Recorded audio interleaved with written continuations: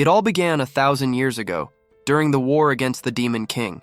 On the day when the demonic beasts stormed across the front lines to slaughter humanity, it felt like the start of another overused tale, one seen countless times before.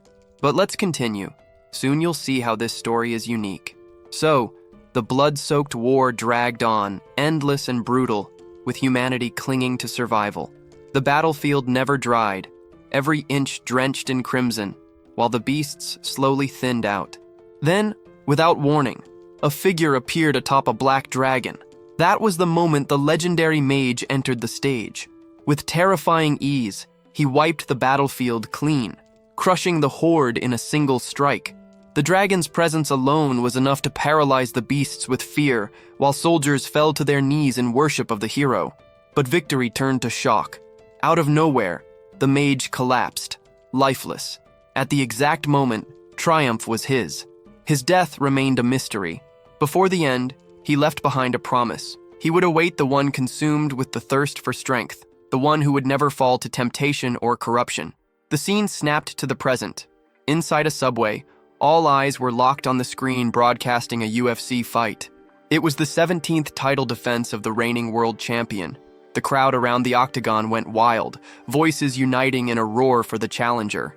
In the blue corner stood Patrick, the challenger, 120 kilos of carved muscle, built like a bodybuilder, the audience urging him to kill. Opposite him, in the red corner, was the champion, 37 wins, 0 losses, a man who had never tasted defeat. His body was honed to perfection. They stared each other down. The announcer pointed out that Kim Jin-ho hadn't been using his foot much lately. Rumors spread fast. Patrick himself had claimed the champion must be injured and that today would be the day the streak ended. Whispers filled the arena. Jin-ho was 48 years old. No man could keep winning forever. The bell rang. Patrick froze.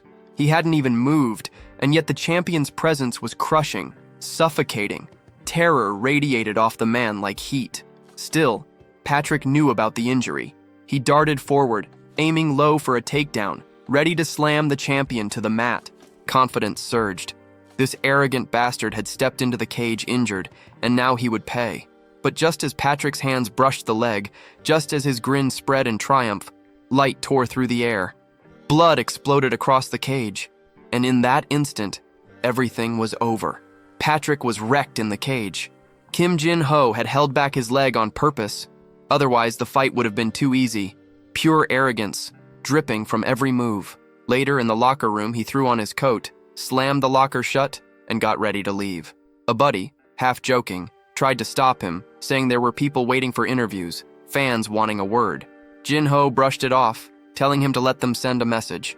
His time was already packed, and he had better things to do. The friend insisted. Outside, rain poured and traffic was chaos. Jin-ho grinned, saying that was even better. He'd run through it and arrive quicker. The next moment, the door slammed, and by the time the friend tried to follow, talking about the 30 kilometers ahead, Jin-ho had already vanished. Now it was the reporters swarming the coach, demanding answers about how he had built such a legend. Jin-ho headed home while the coach stood there, heavy with a sadness only he could feel. His mind replayed the first time he had seen the kid fight. The debut ended with a knockout punch. The second, a brutal elbow. Most fights never even lasted 30 seconds. That kind of talent only left a hollow feeling behind. The coach was certain. No one alive would ever stand against Kim Jin-ho until the day he decided to retire. To the press, he revealed the truth. The so-called injured leg was nothing more than a way to make the fight harder. Sometime later, Jin-ho arrived at his apartment, drenched from the storm. The doorway stacked high with gifts from fans. The man wasn't just a champion, he was the world champion, and his home proved it. Inside that apartment building, he had carved out a mansion, a massive domain that screamed victory. Yet what he loved most wasn't the trophies or luxury. It was the glowing rig in the corner, the gaming PC. Jin-ho wasn't just a fighter, he was hooked on games, obsessed with one in particular, Last Savior. A title so brutally difficult that even Korean players, who lived for punishing challenges, had abandoned it. Not him. For 10 years, every single day, he had been grinding, fighting against stronger enemies and terrifying monsters. That was his second life. That was his training. Sitting at the screen, he smiled, hoping for once he wouldn't win like always. On the battlefield, his character stood ready. What thrilled him the most was the rush of facing down a monster. Once again, he was locked in battle with the Demon King, Azar. Time passed, and Jinho's face shifted. He stood toe-to-toe with the towering creature, its health bar almost drained. His eyes locked on the HP gauge, disbelief hitting him hard. At this pace, victory was his. He struck again, demanding resistance from the weakened foe. He slashed at the legs, questioning how something so obvious wasn't being avoided. The NPC flailed, struggling to fight back, but it was useless. Jinho's blonde avatar carved through it with ease, irritation growing at how predictable the patterns had become. Every single attack connected, flawless and unchallenged. A lion's aura flared, unleashing a storm of blades across the Demon King's body. When he booted up the game today, the goal had been simple: fight hard, chase victory. But now, staring at the inevitable, fear twisted inside him. He didn't want to win. He willed the Demon King to endure, to strike differently, to push back. He bent his own commands, even sabotaging inputs to avoid sealing the fight. It didn't matter. One final slash cut Azar down. System messages flared across the screen, hailing him as the first player to ever kill the Demon King. Jinho froze. His expression hardened. He was now champion in two different worlds. The mouse drifted on the desk, his anger boiling. Who was left to face him now? What opponent could exist? His mind wandered absurdly. Maybe he should charge into the storm, find a bear in the forest and wrestle it. But then, in the clouds above, a golden light cracked open, followed by a jagged bolt of lightning. He sensed something racing toward him, eyes darting upward just as the strike slammed into his apartment. The screen went black. Vertigo washed over him, his whole body buzzing with numbness. He blinked, and suddenly the rain was real, falling around him. Confusion spread. When had he even stepped outside? His gaze dropped. Strange orange pants clung to his legs. A hand gripped his shoulder. A voice barked his number, 218. A blonde girl with piercing blue eyes stood beside him, urgency blazing in her stare. The number 172 was printed across her chest. She rushed him forward, warning that wasting time meant death. Still dazed, Jinho turned and realized where he was. Ahead, dozens of inmates were running for their lives inside a prison shaped like a fortress. His eyes locked on one of the flags, an eagle stitched into the fabric. The pattern felt familiar. Before he could process it, 172 yanked him back to reality, reminding him this was their last shot at escaping. If they missed this chance, they'd rot forever inside the butcher's prison. The weight of that name hit hard. The infamous prison, feared by all, now stood before him. Even with the pieces coming together in his head, Jinho was still groggy, dragged along by 172. Around them, prisoners pulled at the gates in a desperate tug of war. His instincts screamed it had to be a dream, yet the sharpness of it all made it impossible to deny. He ran with her, thoughts swirling, trying to grasp how he ended up inside the very game he used to play. In the end, he forced himself to calm down, first escape, then figure out the mystery. Suddenly, he froze. Something didn't sit right. He pulled 172's attention toward the chaos. This was supposed to be the most secure prison of all, yet the place was falling apart too easily. She explained Clark, the director, wasn't there. He had stepped out, and that was the reason for the uprising. But Jinho didn't buy it. He grabbed her by the collar and dragged her the opposite way. She fought back, furious, but his instincts roared. This prison was far too secure to collapse like this. Whoever went through that gate wasn't coming back alive. While 172 struggled against him, the others finally ripped the door open. Celebrations erupted, shouts of freedom filling the air. Dozens poured through, laughing, convinced they were saved. Their joy ended instantly. Blood sprayed, limbs tore apart. Out of nowhere, Clark stood before them. Cold eyes, brutal presence. His voice echoed as he condemned them as worthless insects. With a single command, his troops swarmed in. 172's face twisted with shock, questioning his sudden appearance. Jinho didn't hesitate. This was a setup from the start. Panic exploded. The same criminals who had cheered moments ago were now sprinting back inside, screaming for their lives. The prison walls were drenched in blood, painted red by their desperation. Later, Clark ordered the survivors rounded up. A line of broken prisoners formed. Among them, only Jinho and 172 stood out. Not like the rest. While the others seemed like copies stamped from the same mold, these two were different. She stood right beside him, gagging hard, until it all burst out into her hand. Disgusting. It would have been better if she had just puked on the floor. And to make things worse, the moment she moved to vomit, she was punched for it. Jinho froze, stunned by how brutal they were, even toward kids. No wonder riots exploded in this place nonstop. If that happened again, he knew he'd have no choice but to throw himself into a fight. That's when Clark appeared, towering like a monster. He mocked him, calling the kid either too lucky or too cowardly for not trying to escape. Typical, he said. Mages were all cowards, pathetic excuses for rivals. The thought of comparing himself to them was sickening. His face leaned in close to Jinho's, venom dripping from every word, promising that Arohan would regret surviving this day. Then he walked away, leaving the protagonist staring at his own reflection, questioning if he had just been called that name. Arohan. A week later, the sky stretched wide and blue, while Jinho worked under it. The entire day had been wasted stacking rocks. Not for any real reason, just pointless labor to keep them from sitting still. His hands were shredded and torn apart. The man, Kim Jinho, 218, Arohan, whatever he was supposed to be, kept lifting stones, cursing how even that drained his stamina. This body was pathetic, weak to the core. They had labeled him a mage, but when he tried magic, nothing happened. It was a complete failure. It didn't add up. Arohan was supposed to be a name tied to one of the most powerful mage families in the region, and then it clicked. He probably belonged to that family, but had been thrown away for having no magical talent. Knowing their cruelty and sadism, it made perfect sense. A guard barked at him, ordering the rock to be carried to the other side. He obeyed without a word, moving it across the yard. His eyes weren't on the rock. He was waiting for something else. The system window. The screen still flashed. Synchronization delayed due to excessive data. A cruel irony. In his original world, he had been too strong, unstoppable.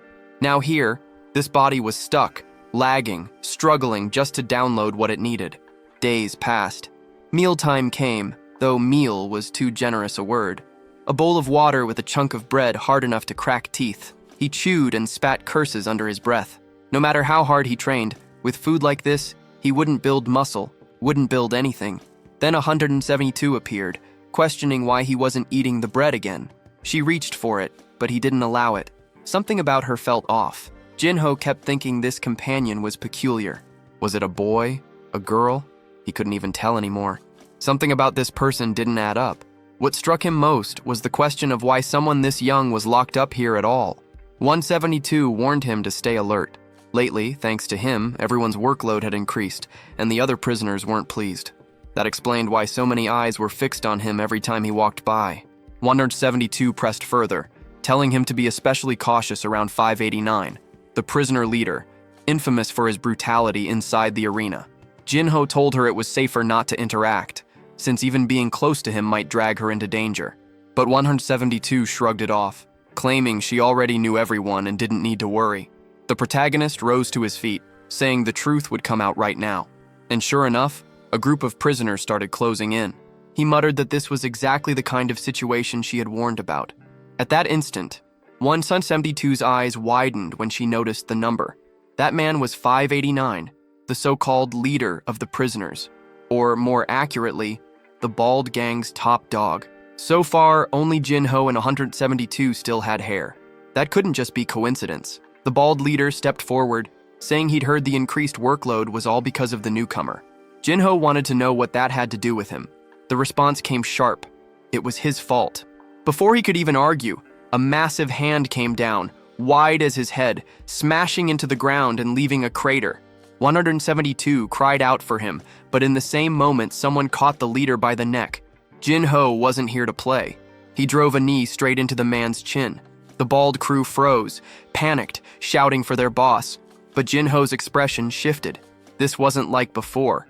His strike had done nothing. 589 glared at him unimpressed, asking what kind of weak hit that was. Then he snatched Jinho by the collar, ready to spin him through the air like a toy. The hit sent him flying into the wall like some protagonist caught in the middle of a messy breakup. His friend panicked nearby, shouting for 218. The boss stood tall, declaring that if the kid survived that throw, it only meant his death sentence had already been written. But the timing couldn't be better. Synchronization finally hit 100%. The villain's grin widened, clueless about what was about to happen. It was like someone had finally plugged fiber optics into this cursed system that always lagged. The real fight was about to start. Jinho rose, body blazing with energy, fists glowing with blue light, aura spilling into the air. The bald thugs stiffened, watching as he flexed his hands, shifted his stance, and warmed up his footing. He was already squared like an MMA fighter, inviting the boss into the ring.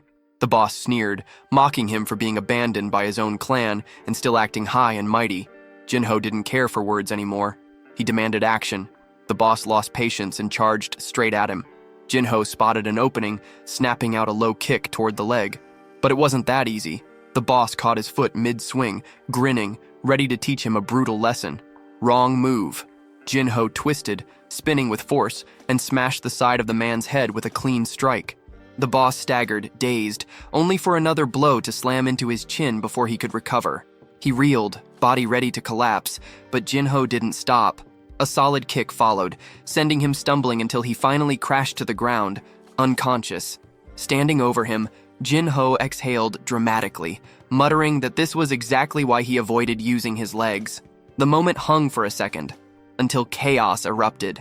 Every prisoner around pulled out their makeshift blades, cheap shanks so flimsy they barely counted as knives. They all closed in on him.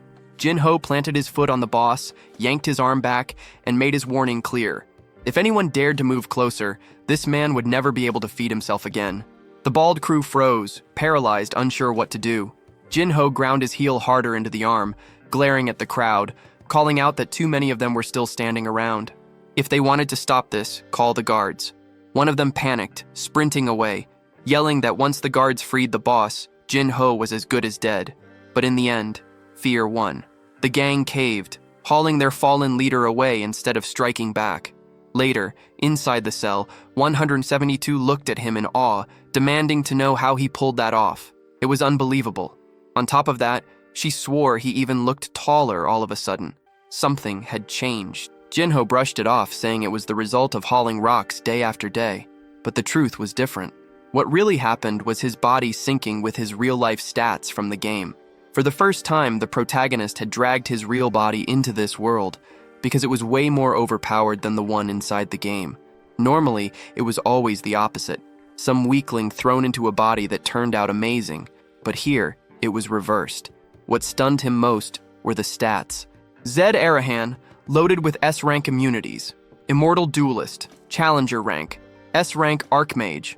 Grim carried everything stacked, but something was off. His class really was Mage. That alone cut his agility, strength, and defense by half.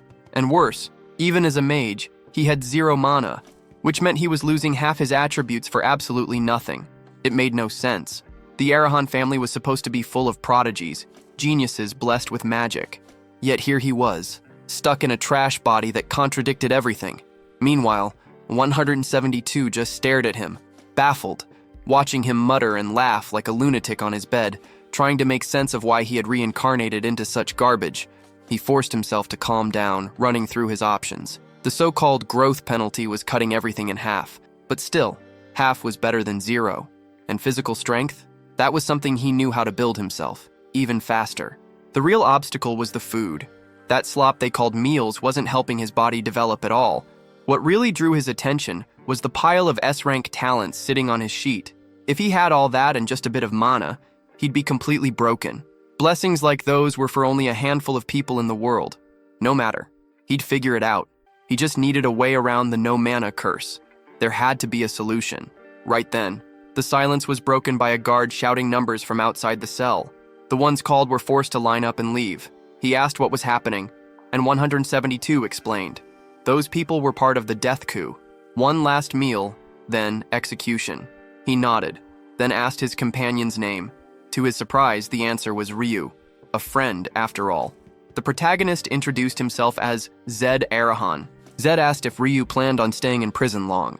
Ryu answered casually that he'd be escaping soon. Zed wanted to know how. The answer was simple. The guard in front carried the key. Zed figured Ryu was planning to steal the key, but Ryu shut that idea down fast. The man guarding it might be retired, but he was still a 5-circle knight. And Clark wasn't just any knight. He was the embodiment of everything that despised mages. In the world of Last Savior, knights and mages had always hated each other, and Clark carried that hatred like a badge. Now Zed had a bigger problem. How the hell was he supposed to escape a prison locked down by a 5-circle warrior? But Ryu brushed it off, saying the trick wasn't strength, it was subtlety. Just steal it without Clark ever noticing. For someone raised on the streets, that wasn't impossible. The issue was Clark himself. The man was too sharp, too alert, and so far no opening had ever appeared. Zed grinned. For the first time, he could actually see a path forward. The next morning, work began again. A guard announced new orders.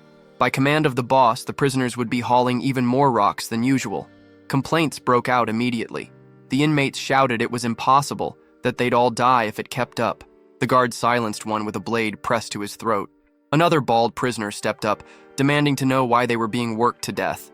There was no reason for it. The guard's smirk said everything. He told them they already knew whose fault it was. All eyes turned toward Zed. Then, with a fake cough, the guard walked away, promising to return soon. 172 warned him. It was obvious. They were setting him up, feeding him to the mob. Zed had already noticed something off about these so-called knights. They weren't following any real code of honor. Their behavior was closer to thugs in uniform. Ryu slipped out quietly, refusing to get involved. But judging by his look, he had some kind of plan. He swore he wouldn't let Zed die here. Meanwhile, the prisoners came to the same conclusion. The work would only get easier if Zed was gone. The protagonist smirked. So be it. An unavoidable fight. The first thug charged, only to be met with a crushing knee to the chin. His body dropped hard, a heavy thud against the ground. The others froze, suddenly unsure. Who was next? Who had the guts to rush him now? Zed taunted them, daring the whole crowd to come at him together. The second wave surged forward, and the first to reach him caught a hammering blow straight to the skull. He collapsed instantly. Zed didn't stop. Elbows flew, fists smashed, bones cracked. And through it all, his rage boiled. These idiots kept coming one by one, lining up for slaughter instead of storming him all at once. Another one dropped to the ground, and Zed muttered that these guys had no bite. The moment he caught a glimpse of movement, he ducked low, barely slipping past a strike. He answered with another knee, headbutts, fists flying, chaos everywhere, a full-on brawl. From a distance, Ryu watched in shock. Bodies piled up in Zed's wake, and he realized he had never known his friend was this strong. Right then, someone beside Ryu whispered for him to follow. Meanwhile, Zed drove his boot into another stomach, sending the guy crashing down. As expected, the thugs pulled out those tiny knives again, barely 3 centimeters, but dangerous enough. Zed smashed one straight in the face, daring the next wave to hit harder. And now he was enjoying it. This was his element. His whole life had been built around fighting, and nothing thrilled him more than standing at the edge of death. The rush of slipping past a strike that could have ended him. That was his addiction. It was why he lived for the game, why martial arts consumed him. Another chin cracked under his fist. Another neck rattled beneath his blows. He looked unhinged, completely wild. Then, suddenly, a heavy foot landed on his back, someone roaring his name. Zed Arahan. A pale, twitchy kid grabbed Ryu and threatened his life. Ryu struggled, biting, thrashing, but held tight. The lunatic promised that Ryu's death by a 2-circle knife wouldn't even be shameful. He lunged forward, but Zed slipped away, vanishing before the strike could touch him. The attacker froze, confused, swearing he had disappeared. His head whipped to the side, and there Zed stood, already talking casually with Ryu like nothing happened. The pale freak demanded to know what magic that was. Zed's smirk answered, "No magic, just pure movement." His body shifted smooth as a dancer, then snapped with brutal precision, slamming a perfect strike into the neck. The pale kid skidded across the ground, dragged like trash. That was when Clark arrived, calling for number 218, demanding an explanation. Before Zed could speak, Ryu stepped in, insisting 218 was the victim. He explained he'd been taken hostage, and Zed had saved him. Clark's eyes swept over the floor littered with unconscious inmates. His jaw tightened, fury simmering, annoyed that his men kept ending up as nothing more than punching bags. Clark's eyes narrowed and he demanded to ask Zed something, whether he had been using mana. Zed, barely interested, shrugged it off with a half-hearted maybe. In response, Clark unleashed his aura. The pressure hit instantly. Prisoners collapsed, gasping for air, choking on the weight that crushed down on them. Even Ryu, who had been struggling to stay upright, dropped hard to the ground. Now it all made sense. Through it all, Zed stood steady, untouched. A translucent mana barrier surrounded him.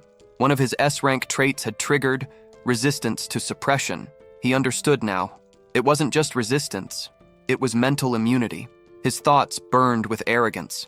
Of course this was the case. He had reached the peak on Earth, 27 straight wins at the highest level of the world. No average thug from this place could ever make him tremble. Clark, however, was losing it. He couldn't stand seeing the kid still on his feet. His fury boiled over. How the hell was a bastard with no mana resisting his aura? He poured even more into it, pressing harder, the force growing so suffocating it was on the edge of breaking everything around them. But S-rank suppression resistance was absolute. Zed didn't budge. He stood calm, one hand on his hip, unfazed, as if the crushing pressure didn't even exist. Clark's face twisted. None of it made sense. The guards begged him to stop, warning that at this rate the whole place would die. Finally, Clark cut the aura.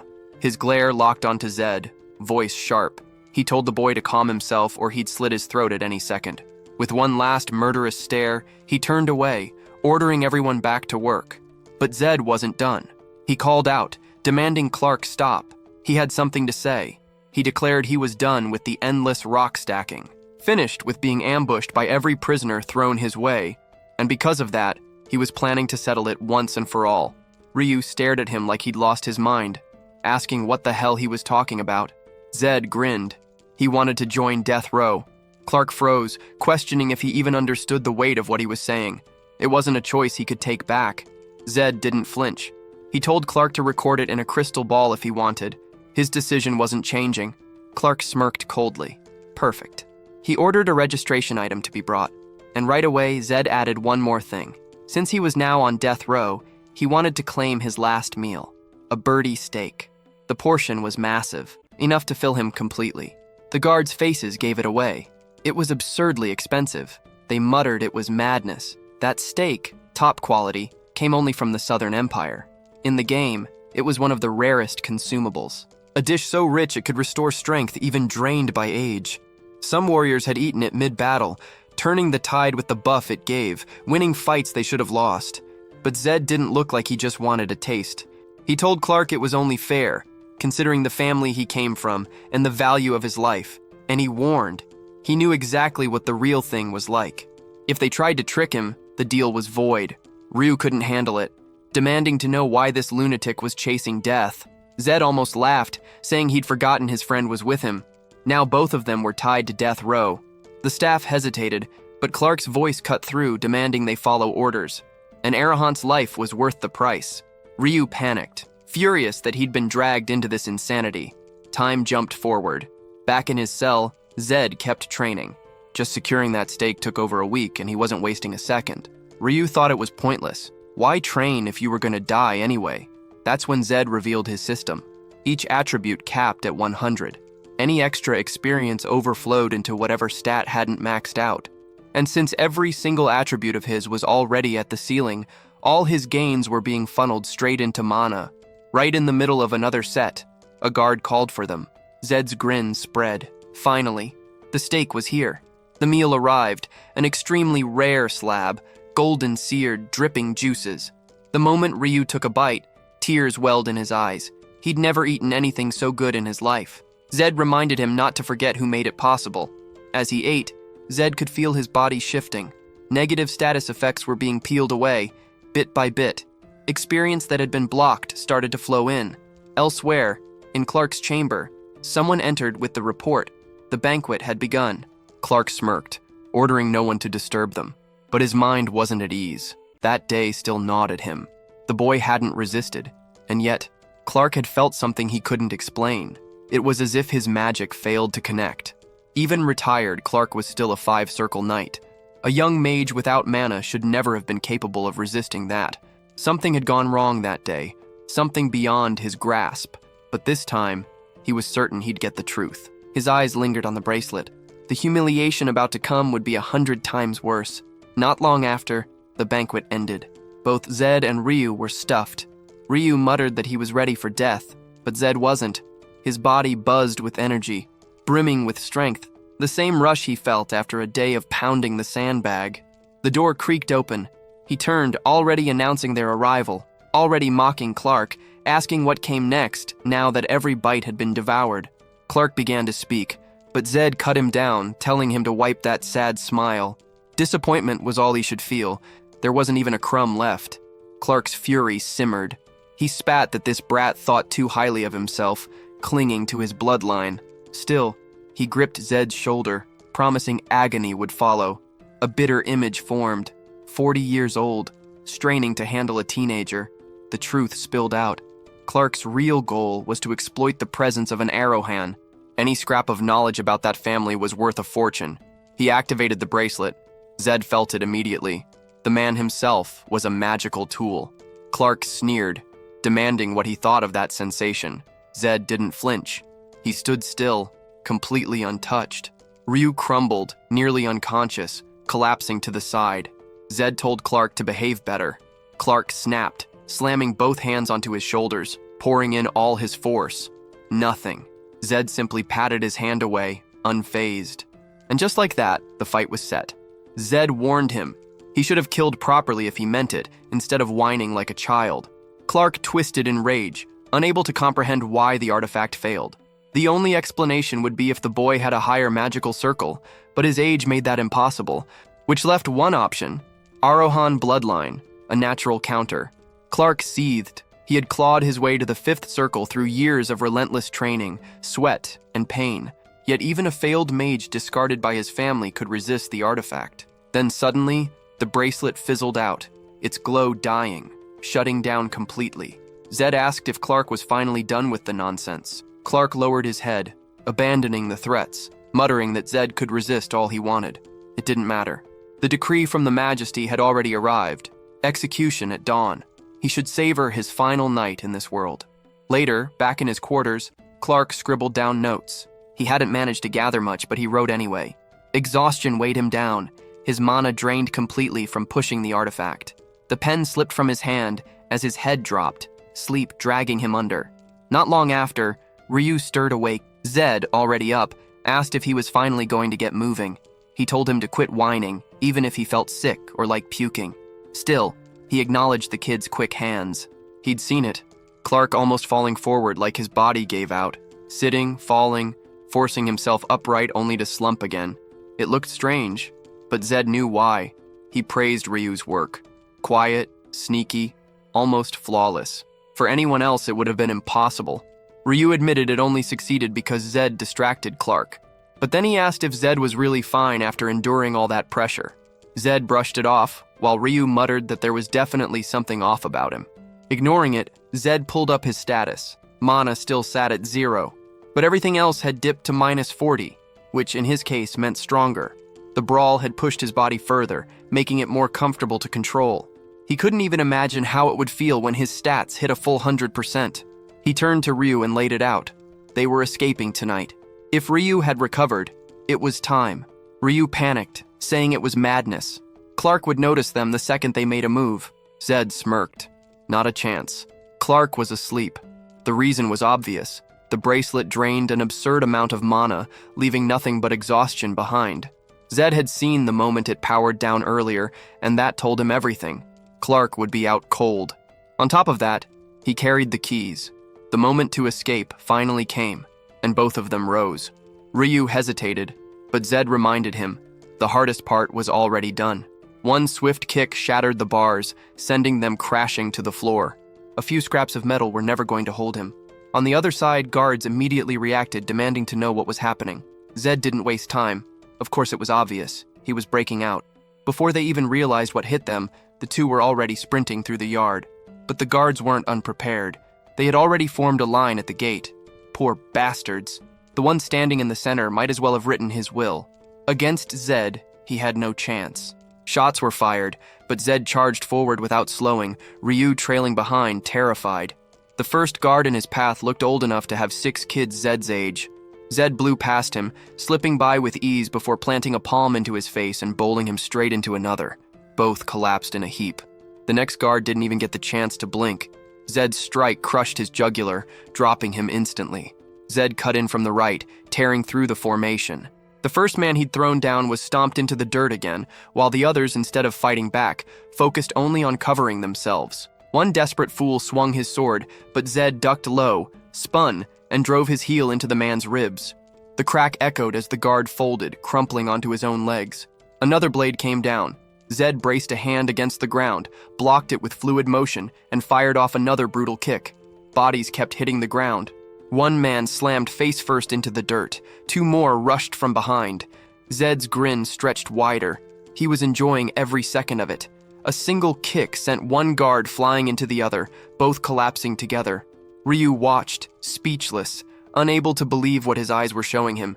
By the time it was over, the yard looked like a battlefield. Meanwhile, Clark woke to chaos. His face twisted with disbelief as he realized he had dozed off at the worst possible time. His men were scattered across the ground, begging for mercy, and number 218 was gone. He ordered the hunt to begin immediately, but the scene shifted. A quiet village hotel not far from the prison. Ryu kept scanning the area, nervous, checking every corner for signs of pursuit.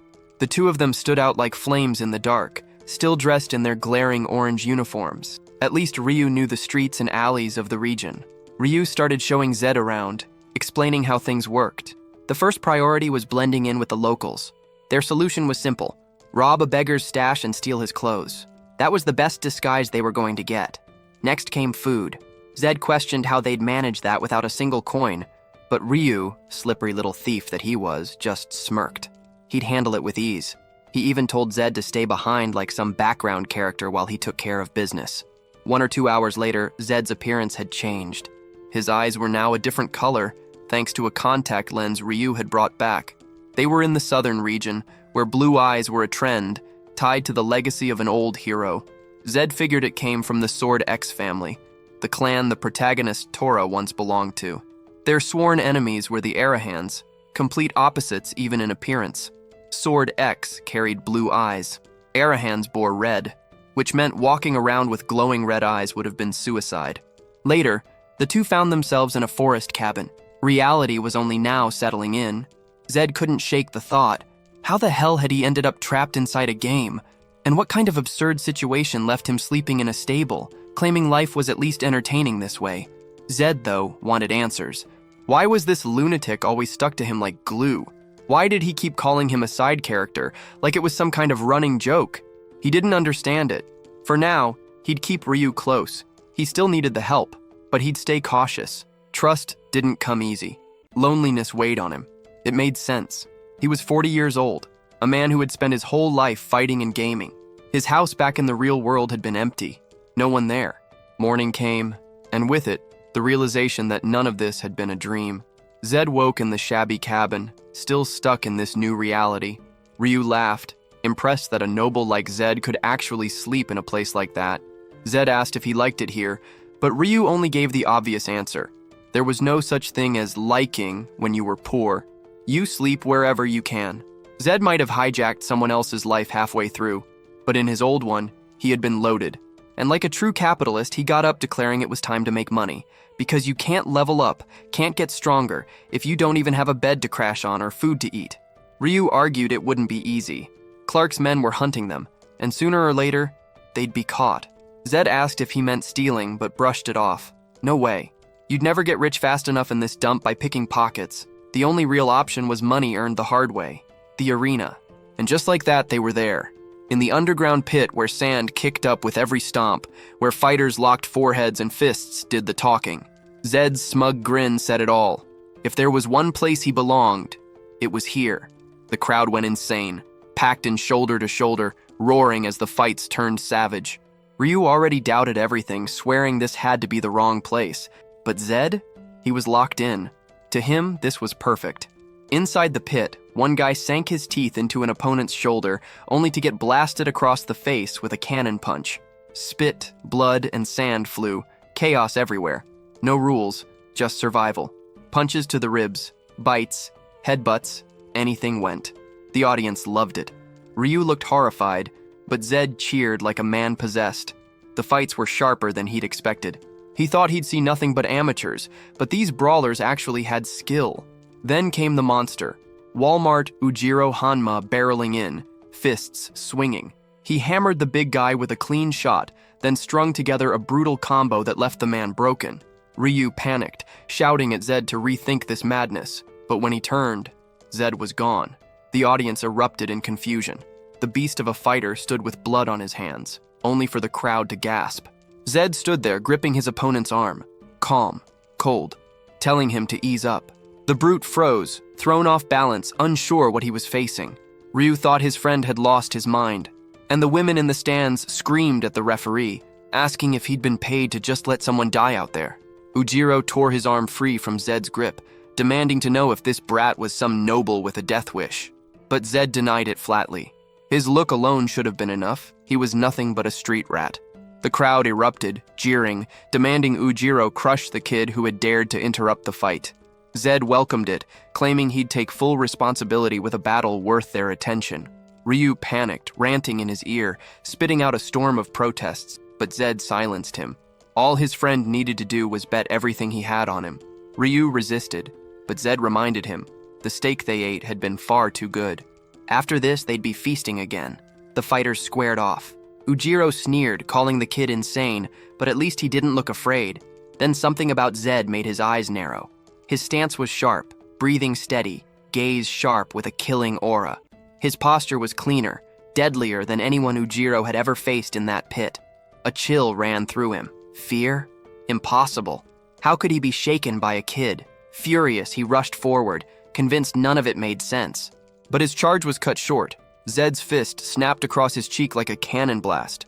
Blood gushed from his nose instantly. Zed mocked him, breaking him down like a coach scolding a rookie. You never start a fight with a punch that comes from behind the shoulder. He punished him with a rapid combo, each strike cracking into Ujiro's jaw. Zed explained it mid-beatdown. You always keep your arm forward, defense and attack in one. Ujiro was helpless, his face battered by a storm of machine gun punches. Blow after blow, his features swelled, his defense shattered. Ryu had his eyes shut tight, whispering desperate prayers.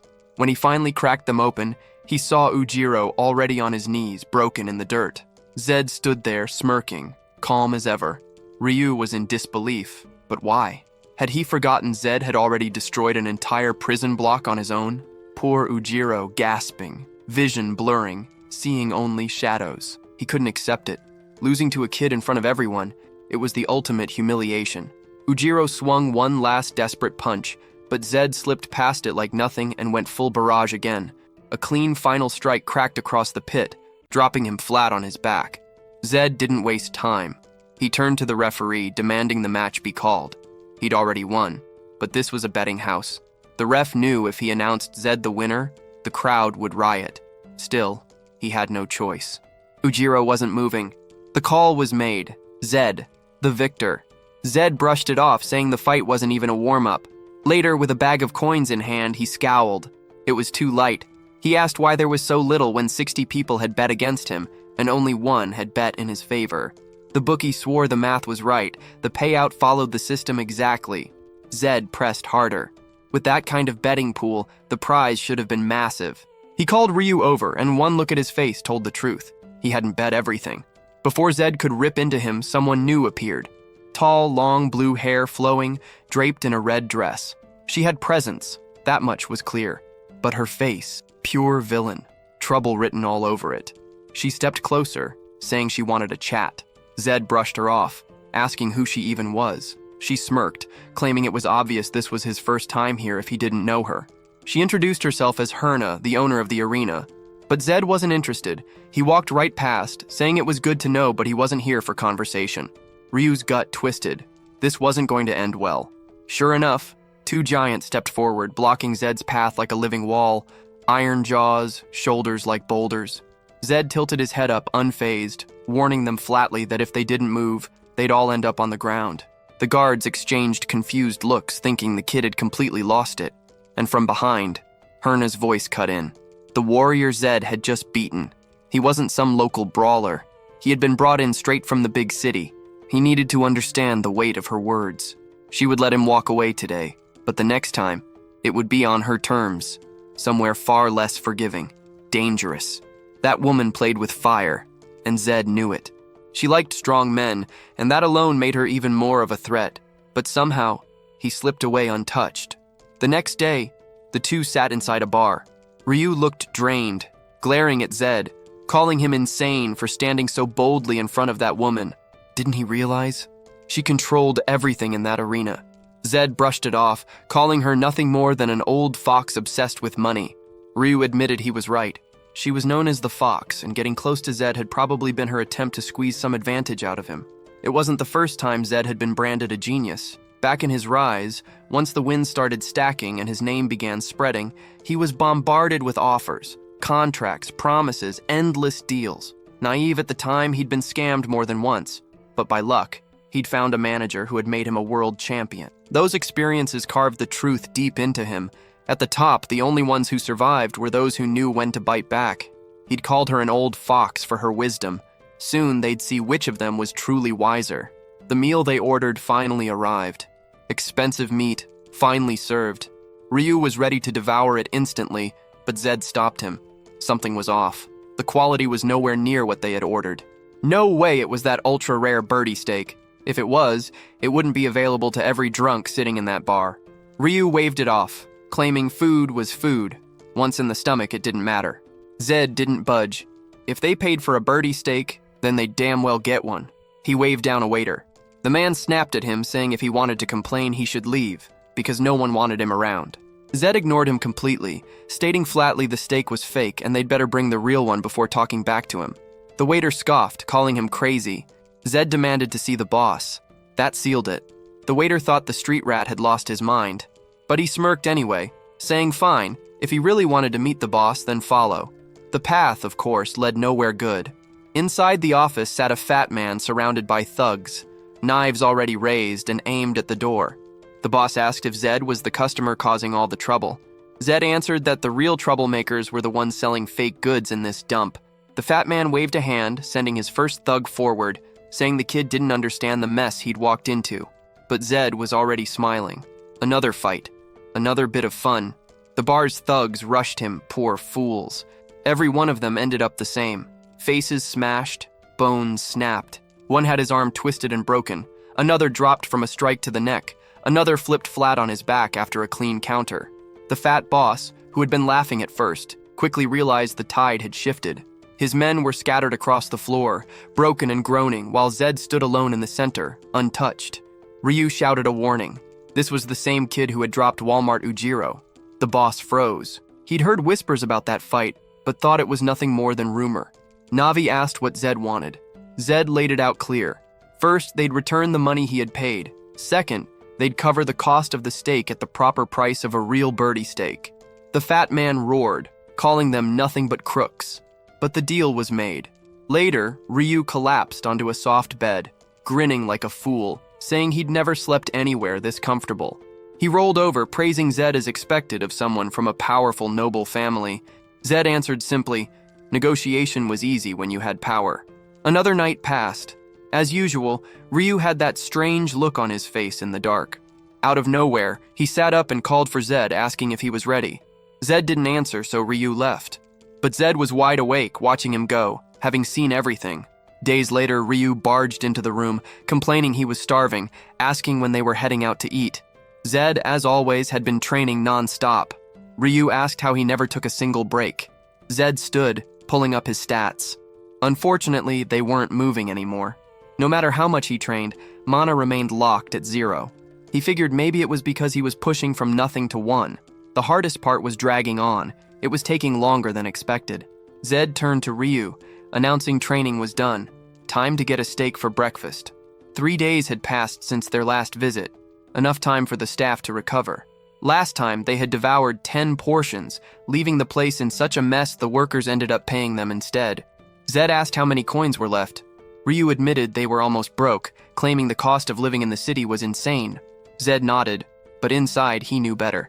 This was a game he had played for 10 years. He understood the economy here. 50 gold coins. That was their earnings. Not the kind of fortune that should vanish in just a few days. Maybe Ryu thought he was stupid, just some naive noble with no clue how the world worked. But Zed wasn't blind. Was it greed? Was he hiding something? Or maybe some addiction eating away at their stash? For now, he decided to play along, acting like he hadn't noticed. Ryu hadn't shown any signs of betrayal yet, but sooner or later he'd figure it out. At the bar, one of the men cracked the door open, reporting to the boss that the two had arrived. This time, they had a plan. Orders were given, get everyone ready. The moment Zed stepped inside, he was welcomed with a candlelit banquet. The waiter greeted him warmly, urging him to feel at home. Too warm, too fake. Zed's instincts screamed, why the sudden hospitality? His eyes scanned the room. No assassins hidden in the shadows. The restaurant looked normal, just like always. Then Ryu broke his focus, wrapping meat and lettuce together and offering it to him. Zed grabbed his hand, agreeing to eat, but keeping his guard up, eyes sweeping the room. The instant he bit down, he felt it. Something was off. He barked for Ryu to spit it out. Ryu spat immediately, panicked, demanding to know what poison trick this was. Zed analyzed calmly. The dose was small, not lethal, but no question about it. Something was happening behind the scenes. Zed pulled up his status screen and instantly understood why the staff had been so friendly. Absolute poison resistance. The trick had no effect on him. Still, he knew the truth. If he kept eating endlessly, eventually even that wouldn't save him. Ryu pressed him, asking if he was really sure it was poison. He hadn't smelled anything, hadn't noticed a thing. So why couldn't they eat? Zed brushed it off, saying it was because he was an Arohan, a deflection. Ryu snapped, angry at the arrogance. So that was it. His noble blood made him untouchable. The smile that crept across Zed's face was sharp. Time to make these bastards pay for trying something like that. Not long after, the boss arrived, furious, demanding to know what they wanted with him. Zed sat calmly at the back of the table, saying he was only curious and had questions. The boss's eyes darted to the empty plates. They'd eaten everything. The poison should be tearing them apart by now. The boss cut him off, saying he wasn't here to answer anything. He wouldn't waste words on brats trying to shake him down. Zed leaned forward, telling him he was the one misunderstanding the situation. He told Ryu to pass over some food so they could talk properly. Ryu, reluctant, handed over a meat roll he'd been holding for nearly an hour. The fat man just stood there, confused, demanding to know why they'd offer something like that. Zed told him it was a peace offering. If he ate, then he'd accept whatever terms came after. The boss snarled that he had no interest in peace. He wouldn't bow to a kid. Zed pressed harder. Maybe the man just enjoyed giving away his money, or maybe there was another reason he wouldn't touch the food, like the fact that it was poisoned.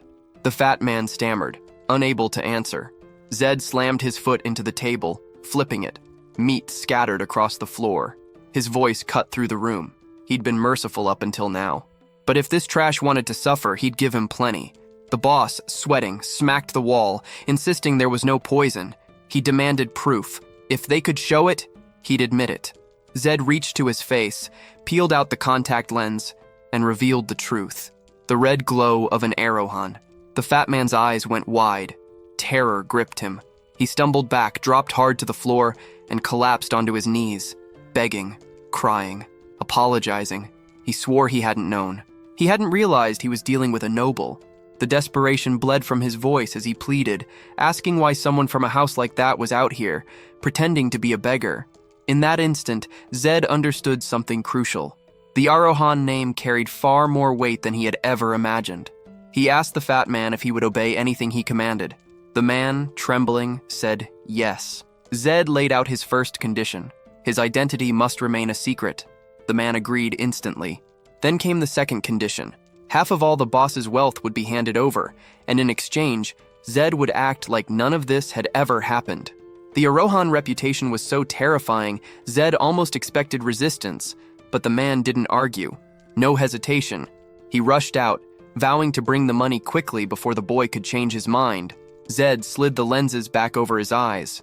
Ryu smirked, praising him, saying the Arohan name alone had crushed the man into submission. But Zed warned this would be their last night in the city. Before the thought could settle, someone else walked in. Arms crossed, eyes sharp, Herna. She claimed it was good to finally meet again. She praised him, saying he was even more impressive than she had expected. Zed froze. Did she know? Had she discovered his Arohan bloodline? For a second, it made sense, until he noticed the fat man shaking his head in denial, clearly terrified of revealing it, which meant Herna's information had probably come from the prison. If the boss realized Zed was just an abandoned Arohan, their deal would collapse. He had to end this quickly. He agreed to a private talk with her. Sitting across the table, he asked why she was here, why she was after him. Herna tilted her head and told him he was mistaken again. She hadn't come for him. She was there for a client. That was when Zed realized. The client was Ryu. Ryu apologized, admitting what he had done. Herna said she was sorry as well, but her side of the deal hadn't been completed yet. Ryu exploded, furious, saying that wasn't what they had agreed on, that he had already paid a fortune. But Herna shut him down, saying it was impossible. The person he wanted had been gone for too long. Alive or dead, nobody knew. Zed finally pieced it together. The real situation was clear now. He told her things would be handled differently. If she wanted to negotiate, then she would be negotiating with both of them. In short, Zed agreed to help Herna, but only if she solved Ryu's problem first. Herna thanked him, saying her request was simple. All she wanted was for him to fight Walmart Ujiro again. Ryu immediately called it a trap, but Zed didn't hesitate. He accepted on the spot. Herna, with that lip-filler smile, promised she'd keep her word. Later, the two walked through the streets. Ryu carried a small pouch of coins, his face dark. Zed asked why he looked like that. They'd made plenty of money. Ryu admitted he was sorry. He hadn't wanted to keep things hidden. Since Herna knew the city and everyone passing through, he thought she could be a good lead, but he should have told Zed before making the deal. Zed told him it was fine. He'd known from the start Ryu was stealing money. That stunned Ryu, but Zed added that he'd only just figured out the money was going straight to Herna. Ryu demanded to know why he hadn't said anything. Zed shrugged, because he didn't care. The help Ryu had given him was worth more than those coins. But he warned him, he wasn't the type to let things slide forever. From now on, there would be no more secrets. No matter where he came from, Ryu couldn't act like trash. He apologized, swearing he'd never do it again. Even so, he begged Zed not to take the fight. They could just grab the money and disappear. Zed asked how he expected to find his brother if they ran.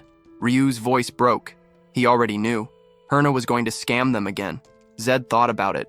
Ryu wasn't an idiot. His choice to go to Herna meant he was desperate. He knew it was a bad deal. He knew the odds were low, but he had no other way. And Herna? She was the kind of predator who thrived on desperate kids like him, bleeding them dry, then tossing them aside. Zed admitted he'd thought about running too, but he changed his mind. Ryu begged him to quit while he could. He trusted Zed's skill now, but Herna would definitely rig the match. No doubt. Zed only smirked. That was exactly why he wanted the fight.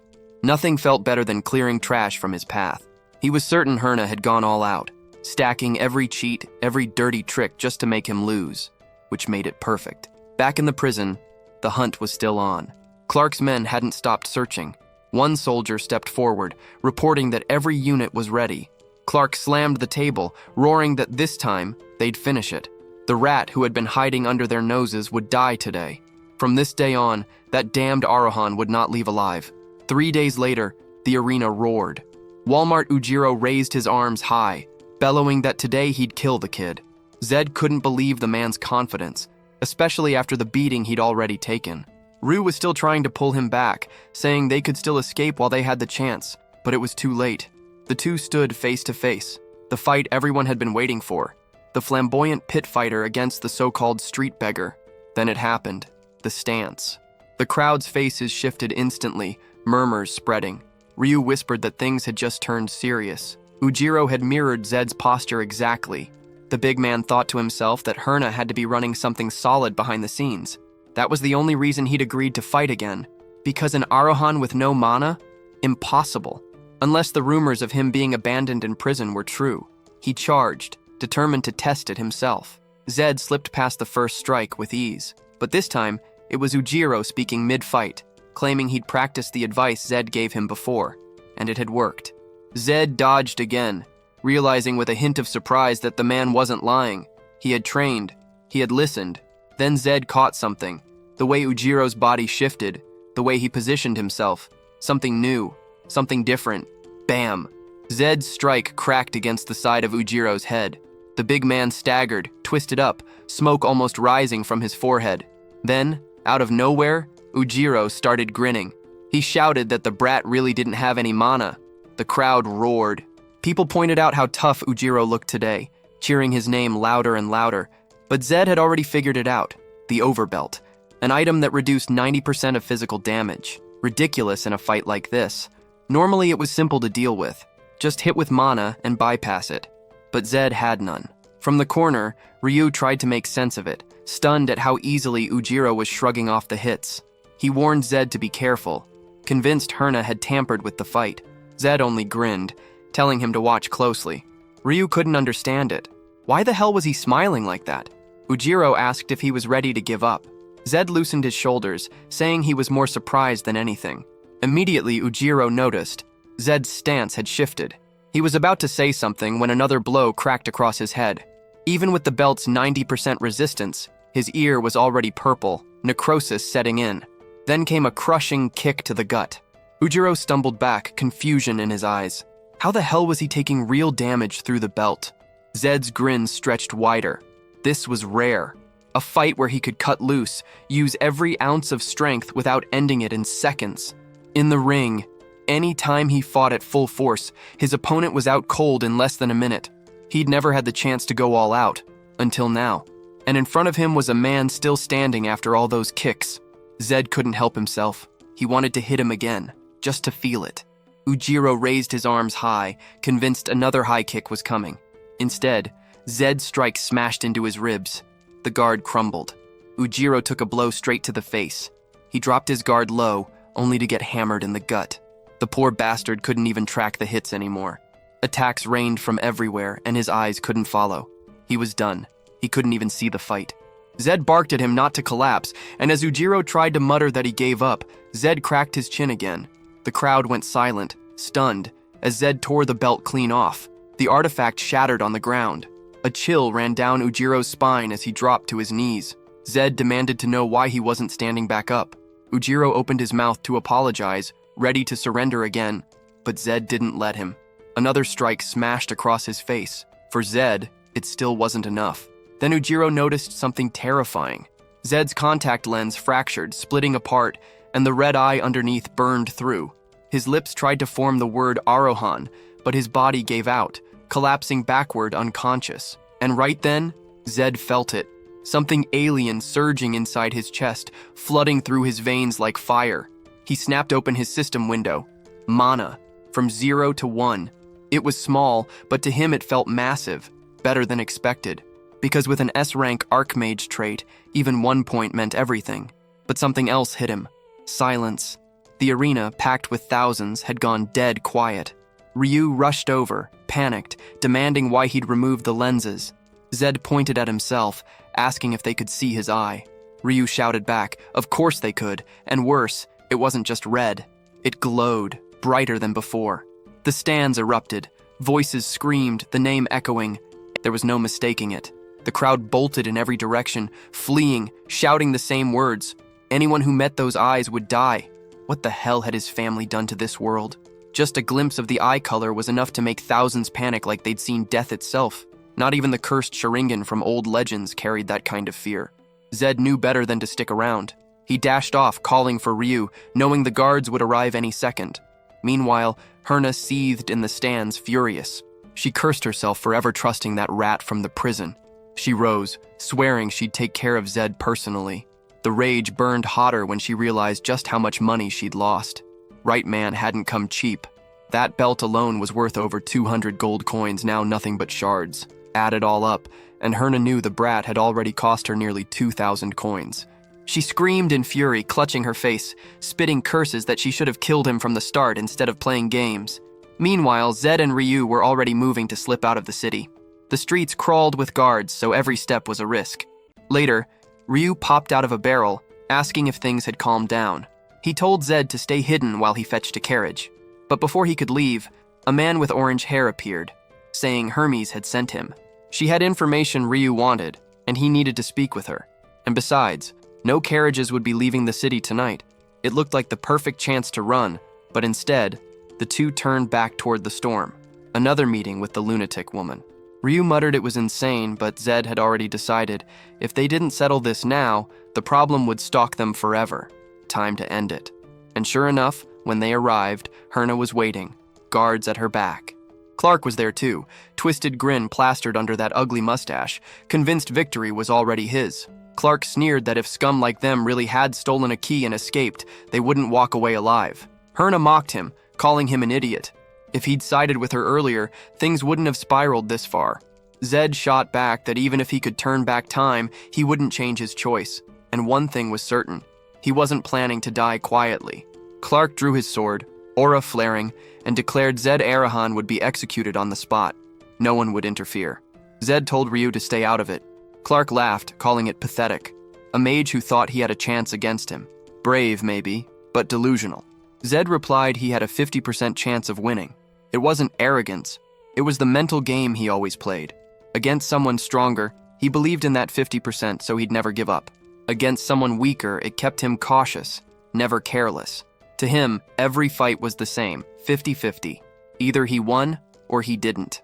Clark coated his blade in glowing aura, snarling that the brat's confidence stretched to the very end. Clark's aura swelled, ripping through the air as he warned that the brat would die confident, no matter what. Then he lunged, shouting Zed Arahan's name, blade drawn, roaring for him to die. Zed didn't flinch. That was exactly what he wanted. He wasn't asking for much, just a real chance to gamble with his life, to embrace the possibility of losing. And in that instant, he became the challenger again. The mark of the S-rank determined challenger ignited. His expression shifted, the system triggered, and every attribute surged by 10. Clark's blade tore downward, the ground erupted in a violent purple blast, and dust consumed the arena. A crater split open in front of Clark, his blade buried deep into the earth. He stood there silently scanning the smoke, but the boy wasn't there. Someone shouted for the captain to look up. Lightning cracked through the haze. Zed was above, glowing, thunder lacing his body. The transformation had triggered reborn thunder. His stats climbed another 10% across the board. Mana flared, enough for him to wield true power now, the kind only an S-rank archmage carried. It was a scene ripped straight from a nightmare. Golden arcs wrapped around him, like a lightning-drenched version of Killua gone divine. He dropped down fast, Clark forced to raise his guard against a flying kick. The impact sent the knight stumbling back. Zed had always been a monster in close combat. Now he was mixing it with magic. Clark reeled, unable to comprehend it. How the hell could this brat wield lightning? Lightning wasn't just rare. It was a cursed element. No one had resistance to it. Not even the Arohan clan's founder had wielded it. So how the hell did a discarded outcast hold that power? The guards froze, jaws slack. Even Herna was speechless. Ryu, off to the side, didn't even blink anymore. He'd seen too much from Zed to be surprised. Clark slammed a boot into the dirt, fury ripping through him. This was what he hated most. Brats born with power, gifted by bloodline, stepping over men who'd bled for every scrap of strength. He roared and swung, aura cutting the air in a violent slash. Zed bent backward, a perfect Matrix-like dodge, electricity cracking around him. Clark snarled and unleashed another, then another, crossing slashes to box him in.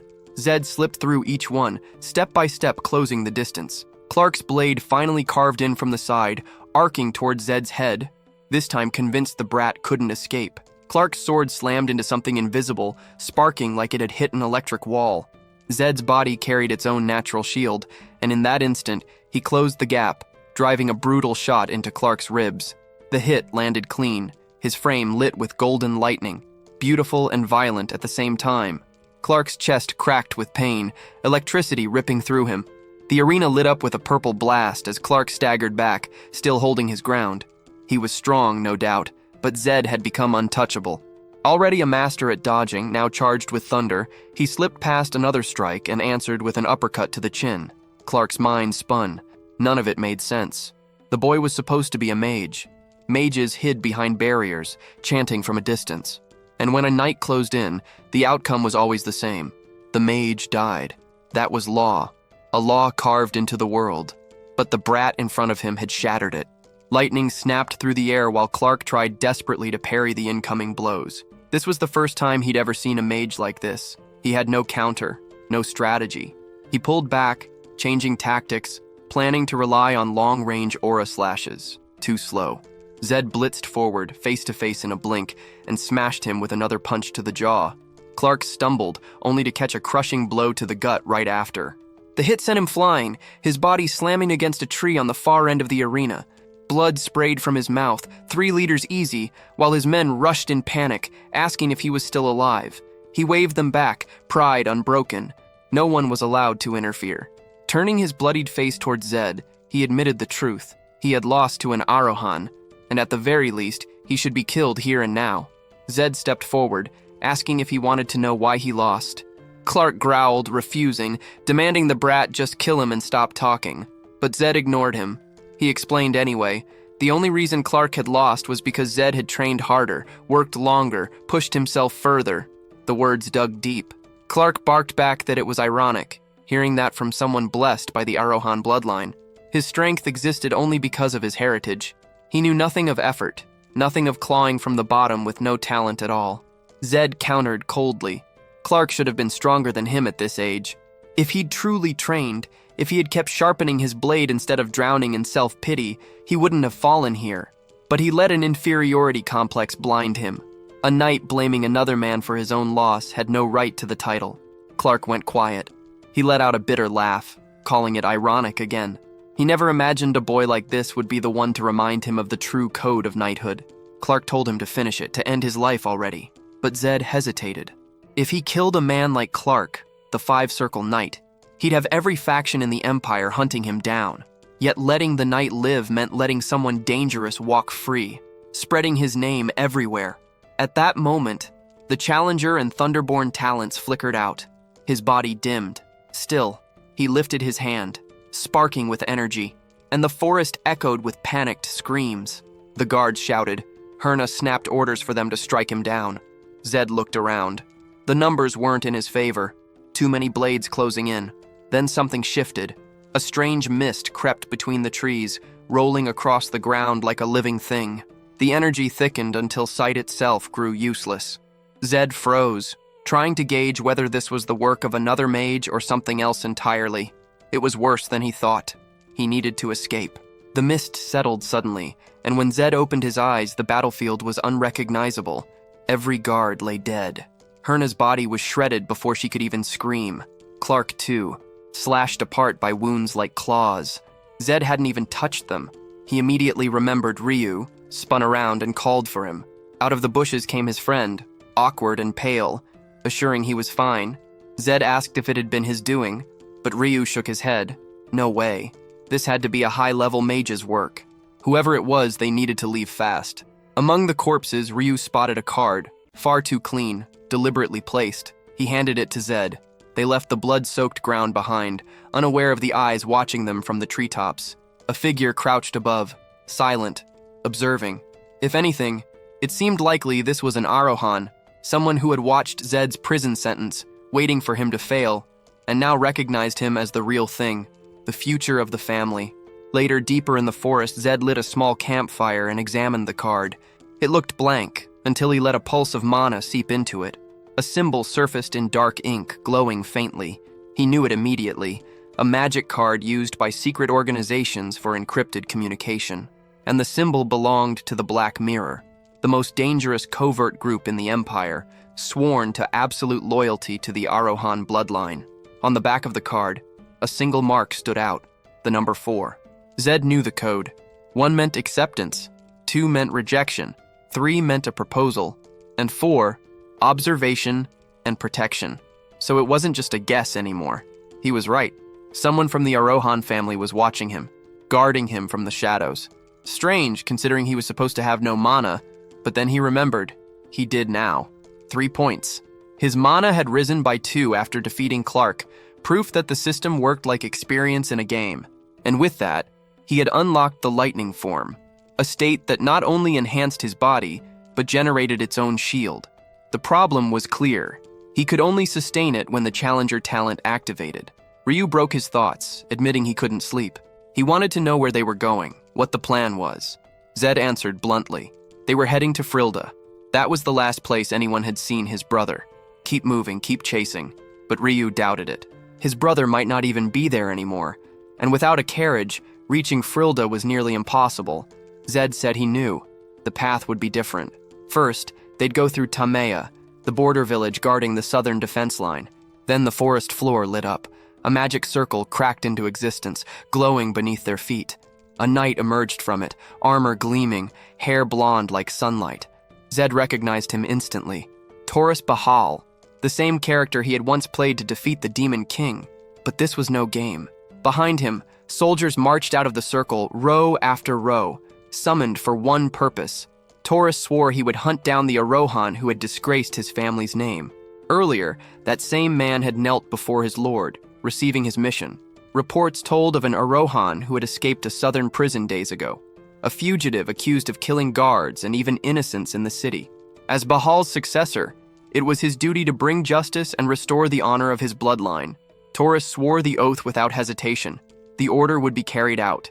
Back in the forest, Ryu groaned, saying this was madness. Zed cut him off cold, telling him to quit whining.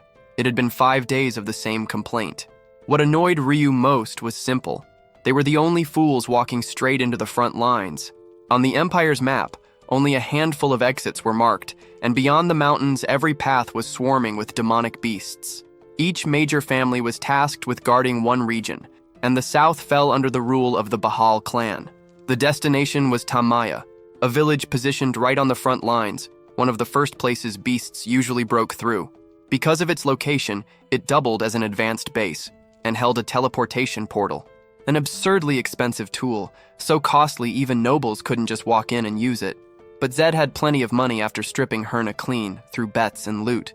Even so, Ryu wouldn't shut up, muttering about how he had no idea how terrifying demonic beasts really were. Time slipped by, and the night fell again. Zed caught it first, the faint tremor. The ground quivered under his feet. He rose in silence, telling Ryu to prepare. Something was coming. They stamped out the campfire and slipped into the bushes. Ryu prayed it wasn't a demonic beast. Zed hoped it was, but the shaking multiplied. Not one beast, not two, a dozen, maybe more, and that made no sense. For that many to have crossed the barrier meant it wasn't beasts at all. It was exactly what Zed feared. Taurus Bahal and his army. Over 50 men in formation moved like a wall of steel through the night. If they were lucky, they'd just pass. Zed's only prayer was that none of them would notice the campsite, but luck never held. One of the soldiers spotted the traces, pointing it out. Zed knew instantly, if they were caught, it was over. The minimum requirement for that unit was being a 5-circle knight, meaning every last one of them was lethal. Ryu's voice shook as he whispered that Zed should run. If Ryu were captured, maybe they'd spare him. But Zed, he'd be killed without hesitation. Zed shot him a glare. If he was going to say something that pathetic, at least stop trembling. And besides, he had an idea. Risky, insane, maybe it would work. The soldiers circled the still warm camp. Then a voice cut through the brush. Someone asked who they were hunting. And Zed, reckless as hell, stepped out of hiding. He called himself Zed Arohan. Madness. But he knew if they inspected the camp and felt the heat, they'd comb the whole forest. Better to face it head on. There was no way to run. If they tried and got caught mid-escape, it would be worse. Zed opened his mouth to demand a meeting with the leader, when a blade nearly tore through his throat. He raised a hand, trying to explain he only wanted to talk first, but another sword was already at his back. He felt the killing intent, ready to trigger a circle beneath his feet, when suddenly the strike was blocked. There was nothing visible between them, yet the blow had been stopped cold. Zed realized it wasn't his doing. It was the power of the unseen protector. A voice ordered the knight to stand down, and the soldier pulled back without hesitation. The rest of the unit shouted into the trees, demanding the intruder reveal themselves. Zed had suspected someone had been watching him, but never this close. And it wasn't just one figure. Shadows shifted, revealing an entire squad surrounding him, invisible until now. No wonder the Arohan name carried fear. This was the unseen power people whispered about. The celebration of that reputation didn't last. Another presence approached. The real threat was here. The Bahal successor arrived, Taurus himself, greeted with cheers from his soldiers. The Black Mirror agents recognized him instantly, whispering his name. But for Zed, the man felt more than familiar. He was the character Zed had played the longest, the one that had stayed with him until the end. Nostalgia almost pulled him away from the moment. Almost. Taurus demanded confirmation. Was this boy really Zed Arohan? Before Zed could answer, one of the Black Mirror stepped in front, silencing him. Zed narrowed his eyes, trying to piece together why they were going so far to shield him.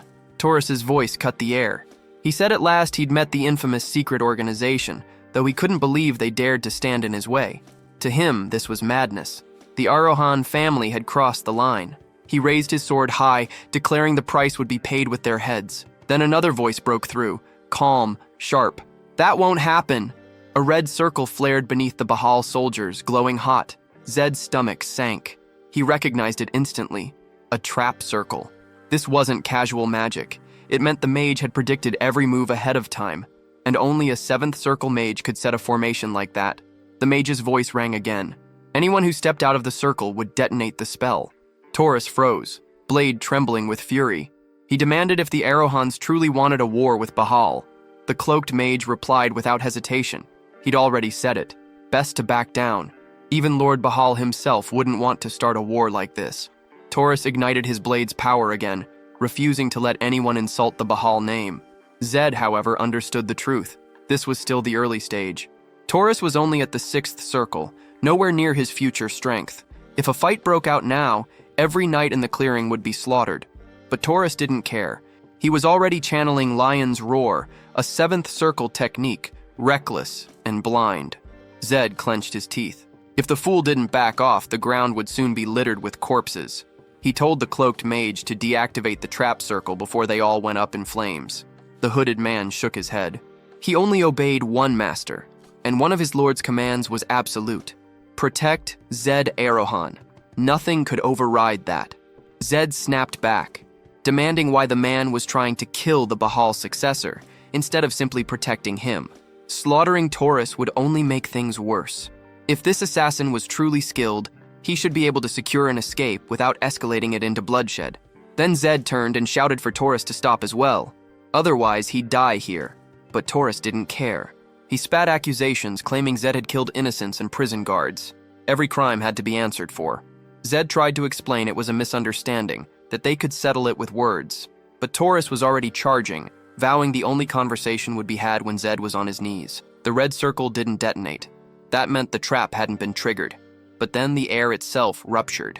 An explosion flared, and Ryu screamed for Zed. Taurus's sword was blocked mid-swing by a barrier thrown up by the Black Mirror squad. Even so, the impact and backlash were brutal. The shockwave ripped through the trees, and Taurus dropped to his knees, coughing blood.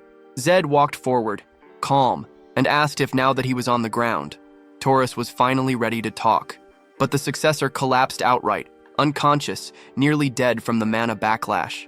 His soldiers rushed in, panicked, crying that their heir was dead. Zed waved them down, saying it was only backlash from burning too much energy. If left alone, he'd recover. Forcing it would kill him faster. The assassins hovered, already preparing to intervene, but Zed cut in. Backlash couldn't be healed by someone weaker. Only someone above Taurus's level could help, which meant only the Black Mirror could. Zed pointed straight at one of them and told him to heal the Bahal successor.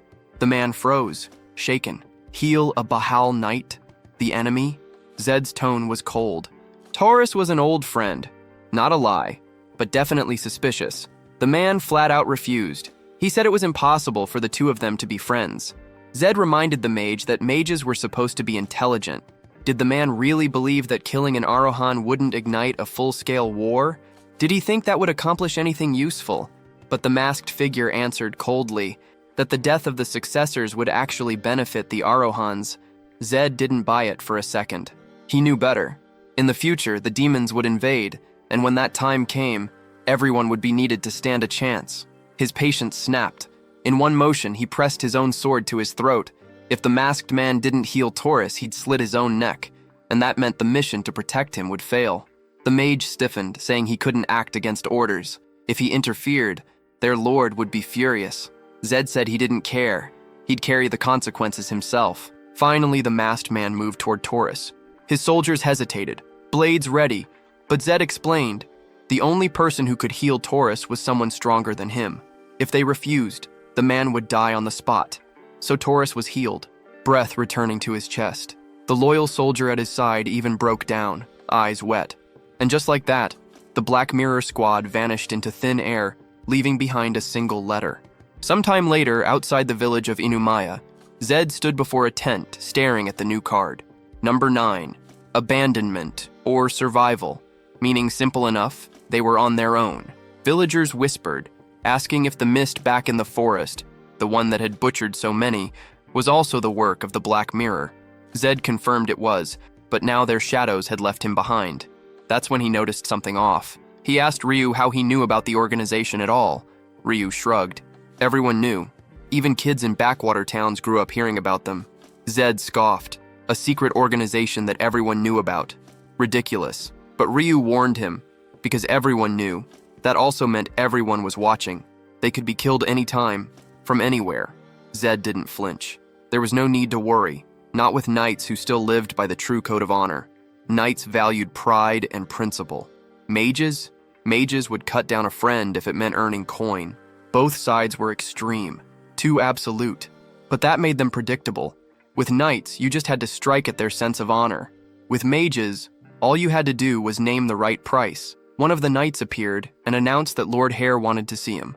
Later, inside a tent, Taurus sat across from Zed. He started with polite chatter about tea, but Zed barely paid attention. He wasn't interested. Taurus quickly cut to the point, asking about their situation. Zed replied that he wasn't the formal type. They were both young, so they could keep things casual. Taurus asked his age, and Zed said, "In this body, 15. Another suspicious slip.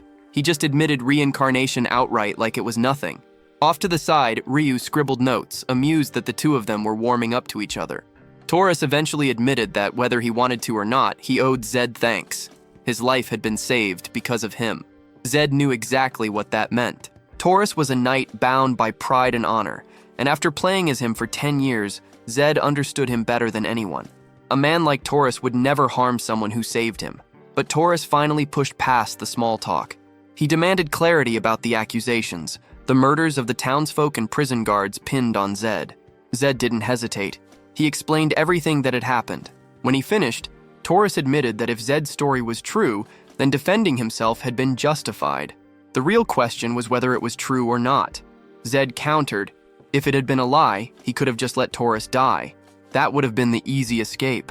Surprisingly, Taurus accepted that logic. It was enough for him. He dropped a sack on the table, a gift. Powdered manar. Zed dismissed it. If that was supposed to be an apology, it was the wrong approach. What he wanted was help finding Ryu's missing brother, Ryusei Umber. Taurus frowned, saying it didn't make sense. That kind of mission wouldn't benefit him as a mage. Zed didn't care. It was a promise he had made to his friend. The next morning, Zed was at it again, bright and early, hammering out push-ups, relentless as always. Zed's drive was infectious, enough to make even an onlooker feel the urge to push harder. Ryu, though, was lost, still trying to figure out why Zed had asked for that favor instead of demanding something greater for himself. Off to the side, Taurus observed silently, watching every rep, every movement. There was something unusual about this kid. No Hafellas here, no old characters to blame. Just this boy, standing out. And yet, it felt strange. Taurus's gaze lingered on Zed's training. For a mage without mana, grinding through physical training was unheard of. Mages always called it barbaric, a waste of time. But this one pushed his body relentlessly. To Taurus, it was like looking at a knight without a sword. Useless on paper, yet refusing to bend. What struck him most wasn't the weakness, but the refusal to quit. He caught himself wondering, if he were in a situation that hopeless, would he have the same grit to keep his dignity intact? Right there, Taurus realized he was staring at someone who felt more like a knight than any knight he had ever met. He swore to himself then that he would stand beside this boy as a friend. Later, Taurus ordered a heavy steak feast, the kind of meal that would restore anyone's strength. While he treated Zed and Ryu warmly, the rest of the knights stood at a distance, watching with narrowed eyes. They didn't like it one bit. Taurus commanded them to sit, and Zed watched carefully. As expected, Taurus kept his word, a man of honor through and through. Ryu still hesitated, asking quietly if they should really eat. Zed told him straight. He didn't understand knights at all. Just eat and give thanks. They dug in, but Zed knew better. Nothing this good came without a price. A meal this expensive wasn't generosity. It was an unspoken deal. Then the tension cracked. One knight stood abruptly, saying he felt uncomfortable with the situation and was leaving. Others followed, one after another, until only 3 remained at the table. Taurus apologized, but Zed brushed it off. Better not to punish them. Nothing useful would come of that. Still, Taurus found it odd, this boy asking not to punish men who insulted him constantly. Zed explained coldly. They had grown up seeing mages as enemies. Expecting them to suddenly share a table with one was foolish. Taurus admitted that maybe it was true. Maybe he'd been wrong to even invite them in the first place. But Zed cut through that hesitation, pointing out that Taurus must have had something more important in mind. Otherwise, he wouldn't have called them there. Taurus explained his plan. They were preparing to leave soon, but he wanted to delay the march for a single day. Just one day, long enough to show the others that Zed was not some arrogant outcast, but a young man with honor. One day would be enough. Zed asked if he was fine with that. Hours later, the southern border stretched before them near the wall of Inumaya. A creature was split in half, its body collapsing as one of the knights cheered. Taurus praised their efforts and ordered them to press forward. Zed walked in the middle of it all, confused why he was even being dragged into missions like this. This unit was elite, the kind that handled threats most people never lived to talk about.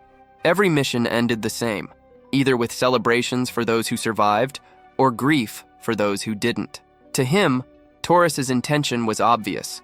By forcing Zed into the line, he hoped the group would begin to respect him. It was emotional, naive even, but it matched the mindset of a 17-year-old still clinging to ideals. The march halted when they came across strange markings. A massive crater split the ground, and Taurus asked if anyone knew what had caused it. A knight beside him guessed it must have been an unclassified beast. Protocol dictated retreat and proper documentation. Taurus hesitated, but called retreat overkill. They weren't even in Danger Zone 1 yet. If it was new, it had to be low level. Others pushed back, arguing that even a low-ranked unknown was unpredictable and deadly. Taurus leaned toward turning back until Zed stepped forward. He identified the traces immediately. Bacillus, a mid-tier monster, dangerous but manageable with 25 knights and Taurus himself as a sixth-circle fighter. Suspicion flooded the group. They asked if Zed was lying. The soldiers spat distrust, repeating the same contempt for mages. Zed snapped back, saying Arahan mages carried a broader bestiary than any knight. They weren't insulting him, they were underestimating someone above their league.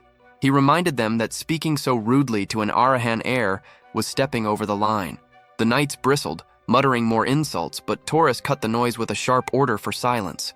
He turned to Zed, apologizing, admitting he'd hoped things would go more smoothly. And then the Bacillus burst out from behind the squad, its massive body breaking through the trees.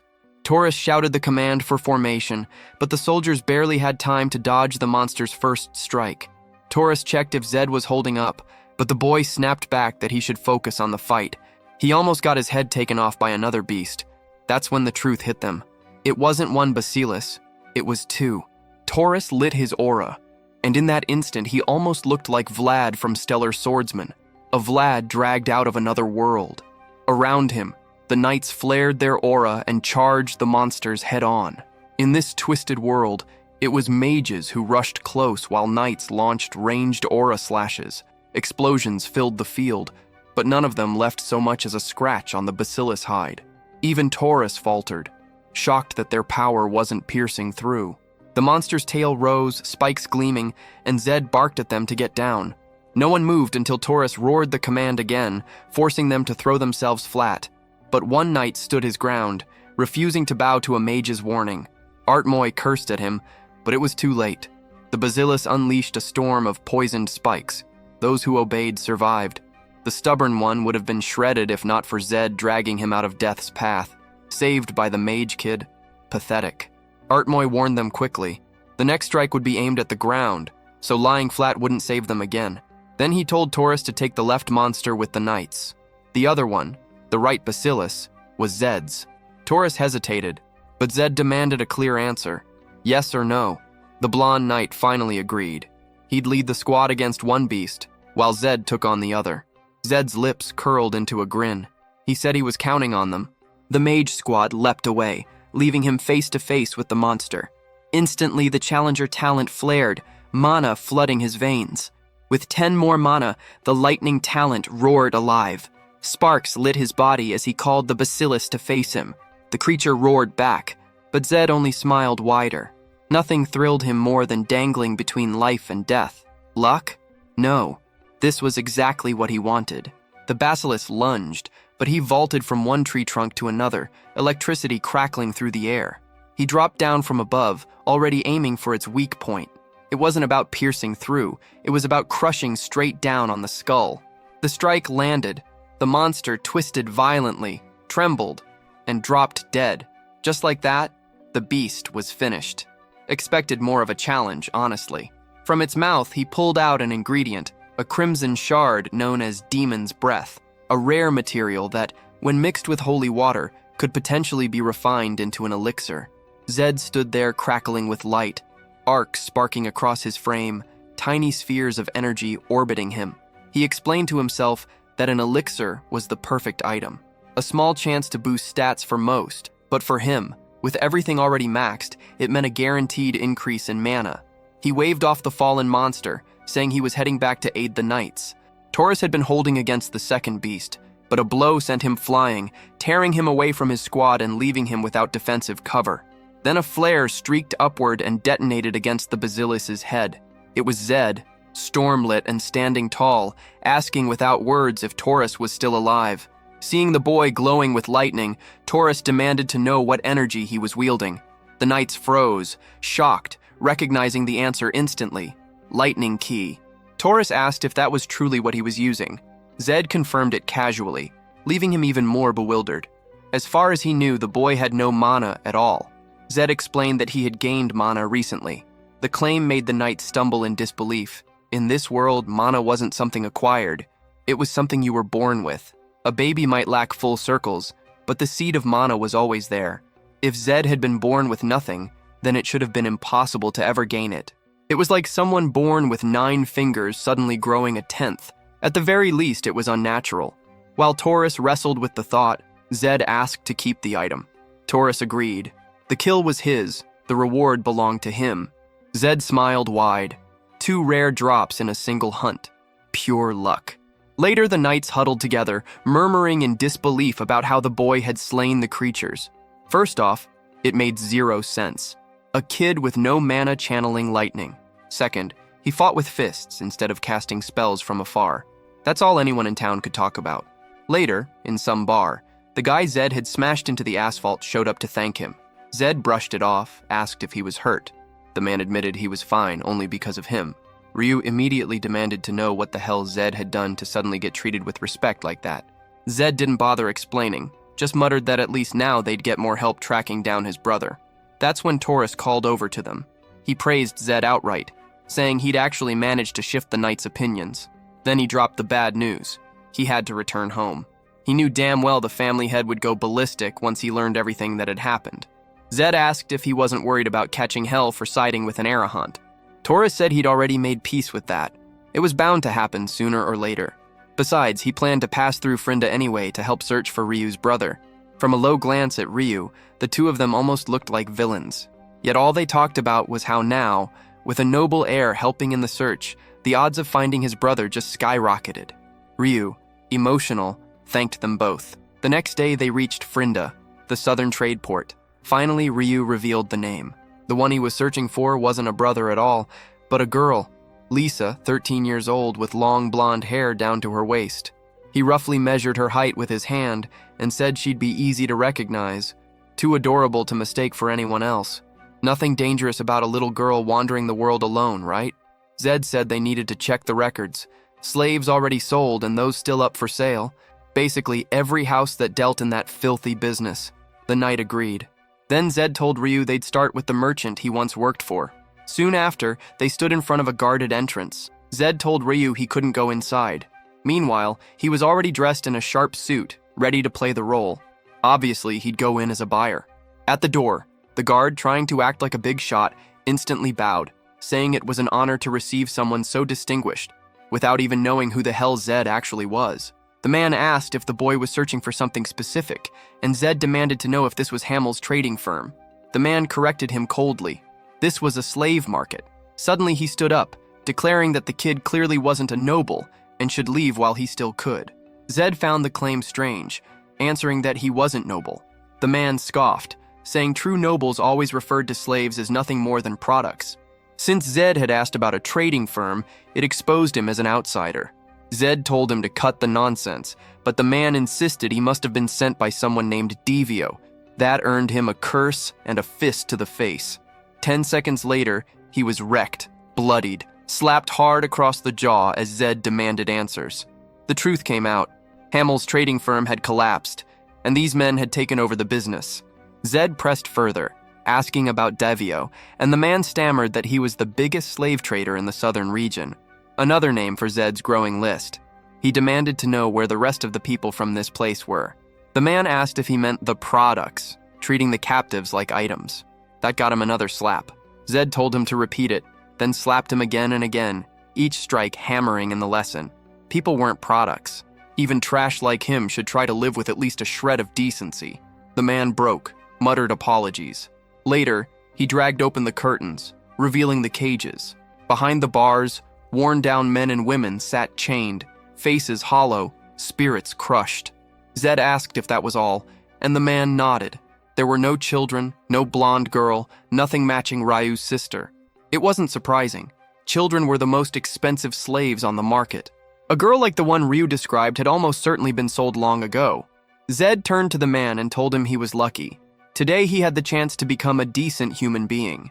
All he had to do was bring all the money from the firm and the prison keys. Next scene, the man was the one locked behind bars. Zed left him there, telling him it was his turn to live that life. Outside, the freed slaves bowed and thanked him. He had stripped the slavers of their money and shared it among the liberated so they could start over. A golden-hearted boy covered in grit and lightning, leaving ruin behind him. Zed took the chance to sit with the freed captives, listening to their stories and pulling pieces of information about this world. One of them, a white-haired man, introduced himself as Gordon and said he had once worked as an assistant to the Cherville family. Zed told him that if he had served those people and lived to tell it, then he was already lucky. Gordon agreed, saying the heavens must have been on his side back then. The Chervilles had been the most powerful blacksmithing family, the Empire's go-to during wars and crises for magical tools and weapons. But after betraying the Empire, every last one of them was executed. Their name erased, their techniques wiped away, their legacy buried. The Empire, in its arrogance, hadn't spared even a single descendant. And now, with the growing tide of magical beasts, the absence of their craft was bleeding the Empire dry. Gordon's hands, scarred and broken, told the rest of the story. Just past glory, nothing more. Zed admitted it was tragic, seeing such mastery vanish into history. Then Gordon leaned closer, promising to share a secret, a gift of gratitude only because Zed had saved him. Zed nodded. Even so, Gordon glanced around, cautious before leading him outside. There, he revealed the truth. The Cherville's heir, Lactove, still lived. His assistant had died in his place, letting him escape. He had changed his appearance, even scarred his own face, vanishing without recognition. If the plan had worked completely, he was probably hiding somewhere in Myers. For Zed, it was a valuable piece of intel, but also a complication. Someone hunted for treason wouldn't be easy to track down. Gordon only asked that Zed never bring harm to Lactove. Back inside, they ate. Ryu chewed half-heartedly, looking defeated. Zed pressed him, saying he couldn't lose hope just because his sister wasn't found in the first den they checked. Bigger fish were still out there. W.O., for example. The name alone made Gordon's face darken. He warned them to tread carefully. W.O. was leagues above the slavers they'd crushed. Zed, cocky, said he wasn't worried. He had a Bahal squad at his back. Gordon shook his head, insisting Zed had no idea. Devio's network stretched across the entire empire, and one rumor was louder than the rest. His most important client was none other than the Arahan family. Zed stayed silent. Underneath the disguise of his blue lens, no one in that room had any clue they were speaking directly to one. Zed already suspected the Black Mirror was buying slaves to forge into shadows for the Arahan family. The thought sat wrong with him. Why would the Arahans bother coming this far south just to buy bodies? Gordon had an answer, because the prices here were unbeatable. And if the Arahans scooped up all the prime slaves, the southern houses would be left crippled. Zed paused, then admitted it sounded exactly like something the Arahan clan would pull. The problem was clear. If the Black Mirror was protecting DeVito, any move against him without revealing his true identity could trigger open war between Bahal and Arahan. Ryu's voice cracked when he called for Zed, guilt written all over his face. His request was becoming a storm that would consume them both. Zed told him not to carry the weight. This wasn't just about his sister anymore. It was about cutting rot from the roots. Slave traders were going to be wiped out anyway, one by one, sooner or later. The next day, he stood before DeVito's domain, a slave market dressed up like an imperial palace fused with a church. Zed walked in like a noble, silent, cold. The air shifted. Everyone inside froze, startled by his presence. A brood at the front demanded to know what he thought he was doing. Zed only wanted one thing: DeVito's location. The guards warned him he had no idea where he was standing, that even young nobles could disappear in a place like this. Zed's hand brushed toward his eye, and his voice cut sharp. Arahan dogs always reeked of arrogance. Then the lens slipped, revealing the red glow beneath. In an instant, the room collapsed to its knees, men groveling, begging for mercy. At the back, he noticed another figure bowing low. The outfit gave it away. Black mirror. Low rank, but presence confirmed. And then, from the second floor, a voice rolled out, amused. "An interesting visitor?" he called him. A man with a mustache descended, eyes locked on Zed. He asked why someone so esteemed had come here, casually noting he'd already heard how this boy had stormed the slave mart and destroyed it. Zed's gut tightened. That kind of composure meant one thing. The Arahan name wasn't enough to bend this man. This had to be DeVito, already lifting a glass, smirking, saying he never thought the kid would actually have the nerve to walk in here. Maybe just too naive to know better. Zed cut straight to the point. From this moment on, the deal between DeVito and the Arahan was finished.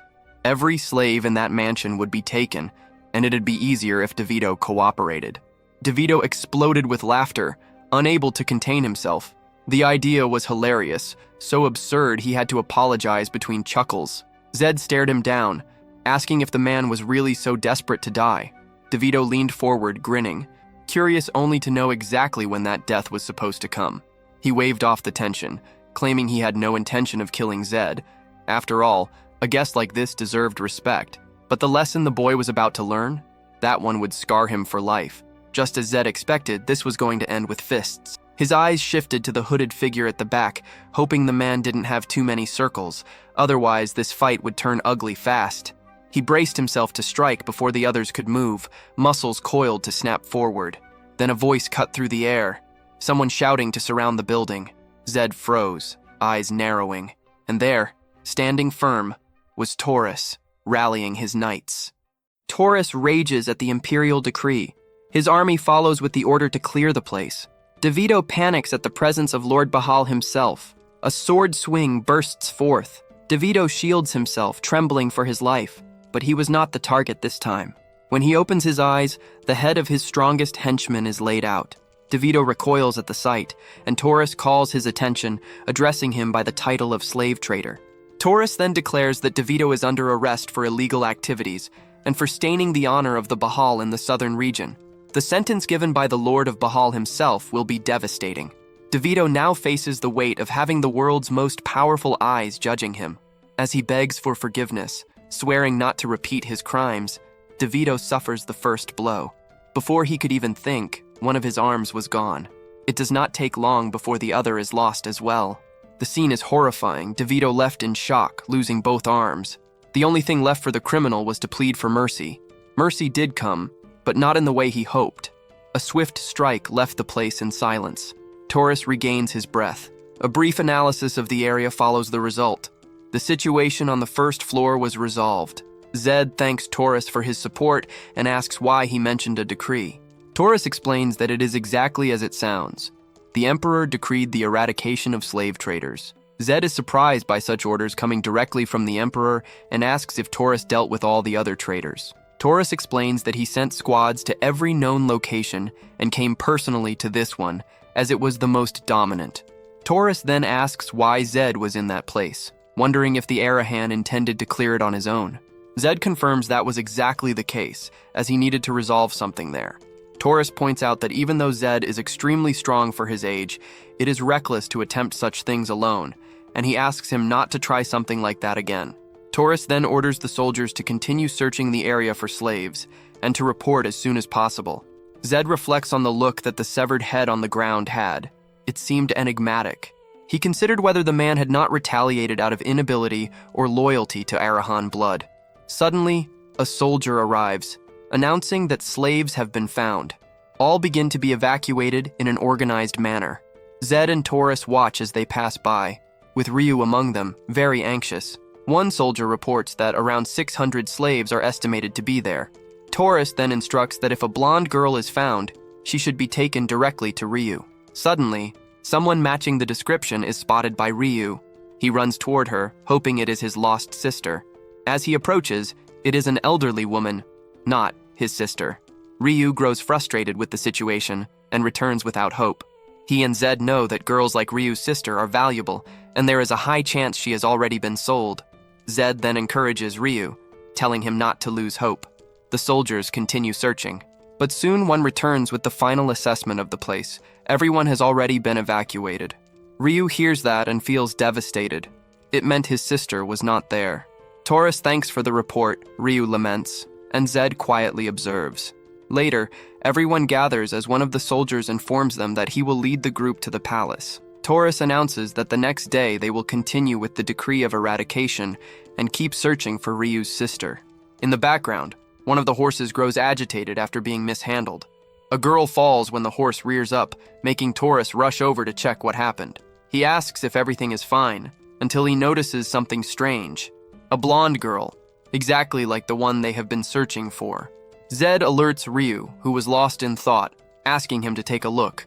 The girl notices the commotion caused by her presence.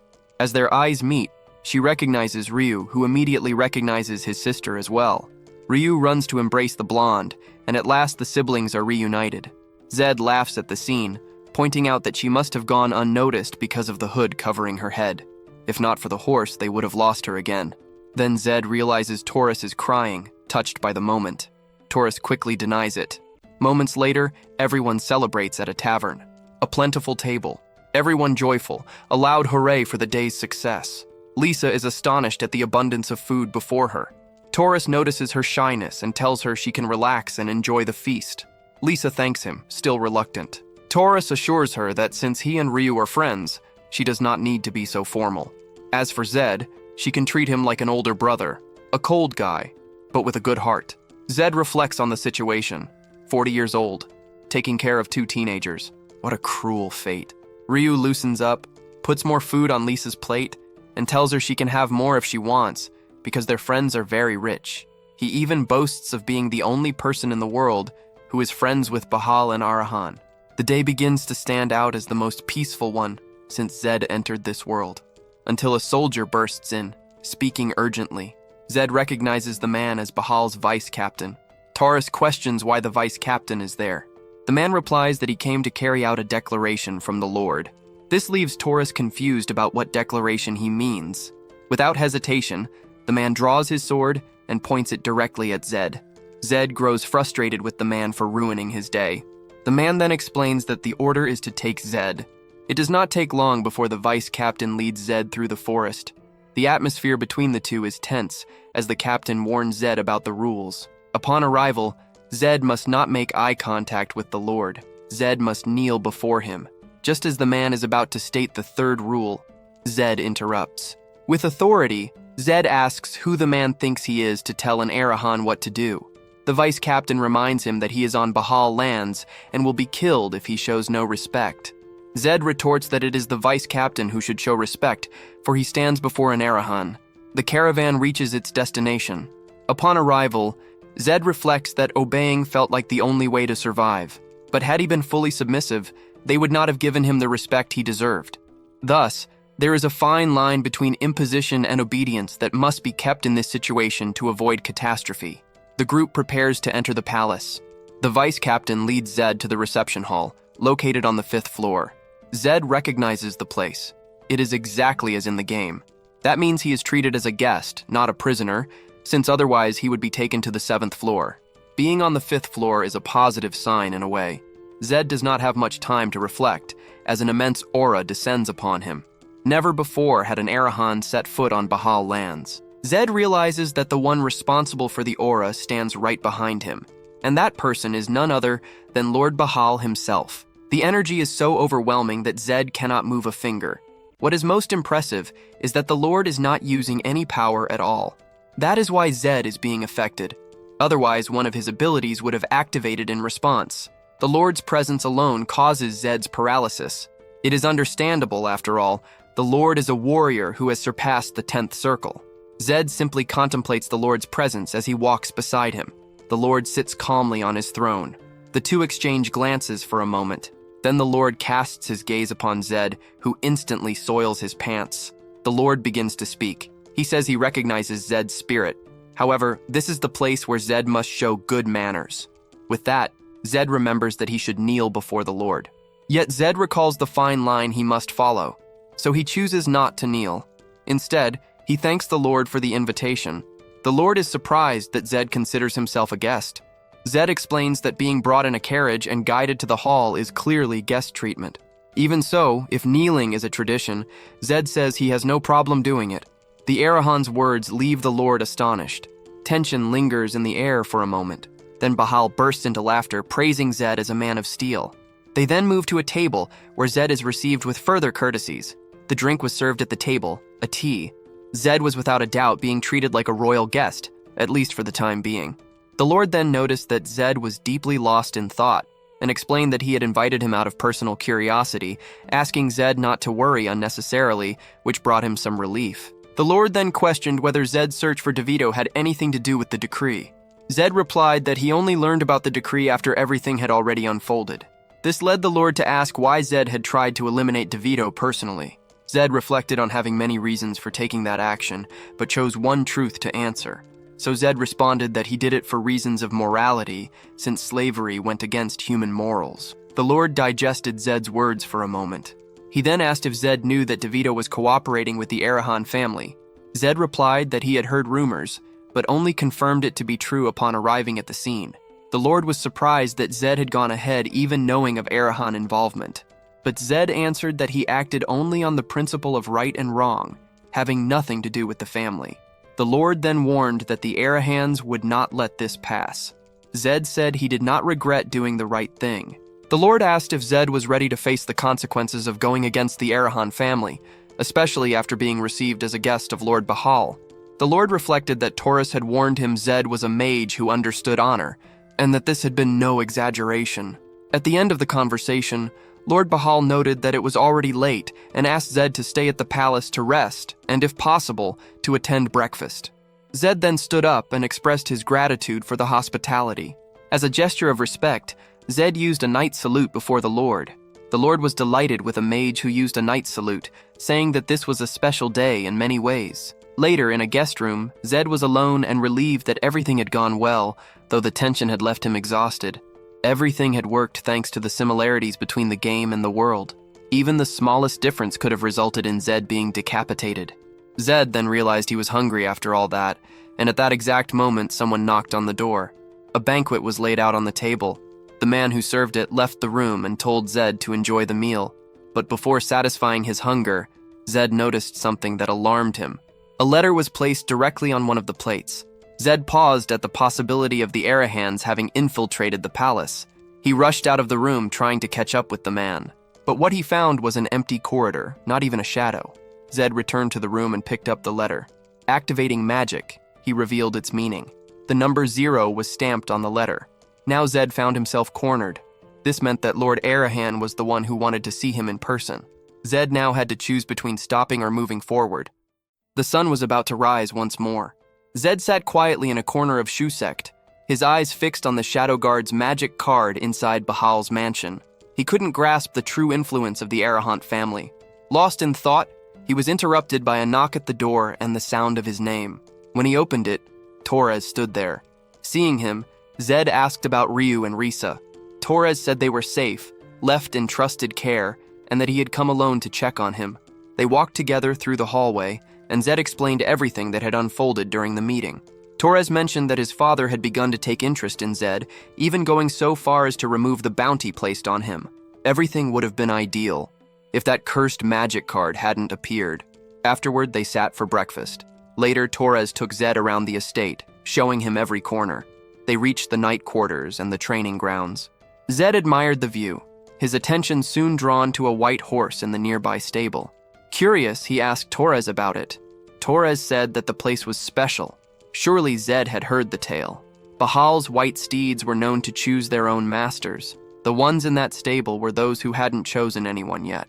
The two approached the horse. When Torres reached out his hand, the creature stepped back and neighed sharply. Torres explained that most steeds chose their master within 3 months, but this one had resisted for 2 years and had even rejected the patriarch himself. Zed was stunned. How could a beast like that refuse someone so powerful? Torres told him that the white steeds didn't choose based on strength alone. They had their own sense of worth. Zed found the idea fascinating and studied the horse closely. Torres added that Bahal's white steeds were divine beasts, not possessions. They were partners, equals, and the Bahal family honored their decisions. The horse met Zed's gaze. For a brief moment, something seemed to pass between them. As Zed slowly raised his hand to touch it, Philip appeared, flanked by his subordinates. Philip arrived, his attitude dripping with disrespect toward Zed.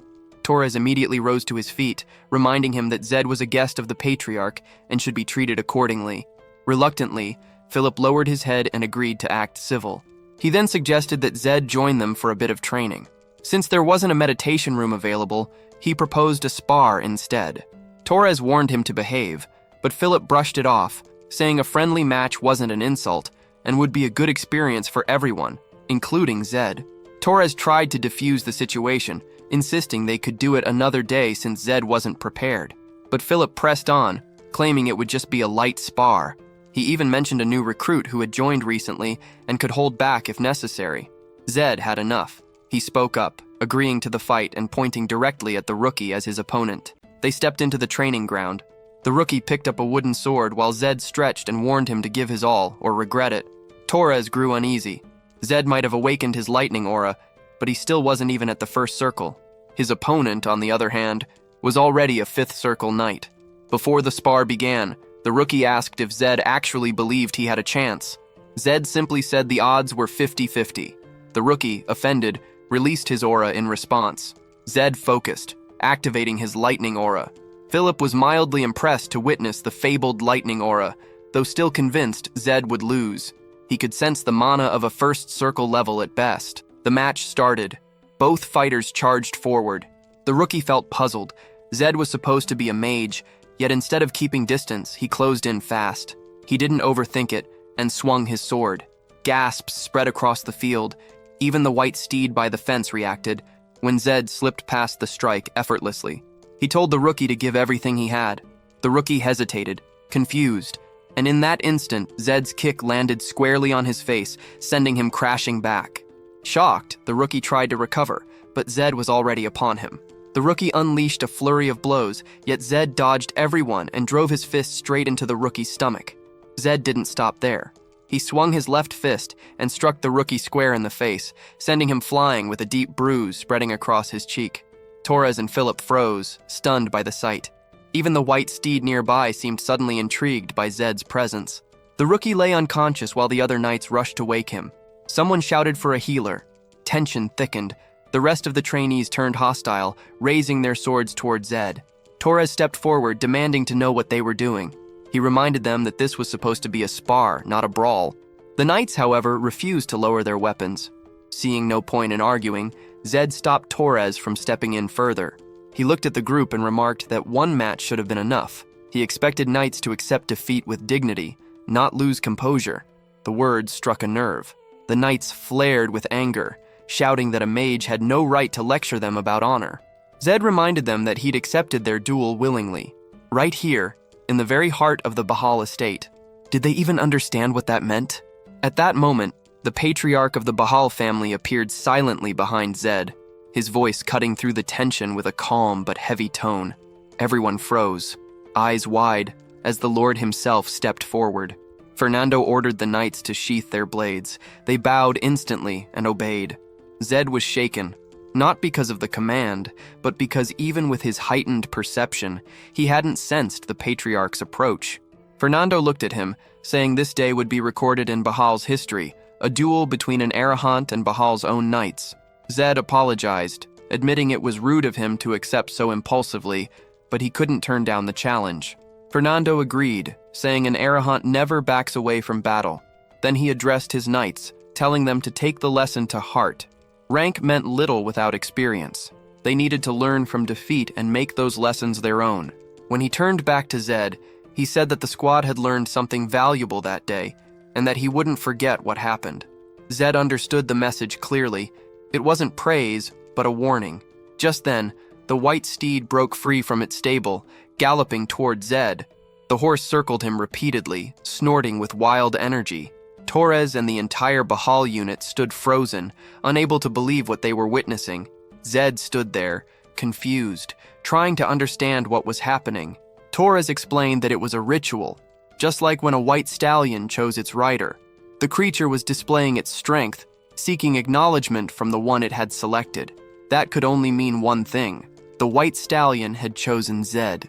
The horse stopped in front of him, locking eyes with an unwavering gaze.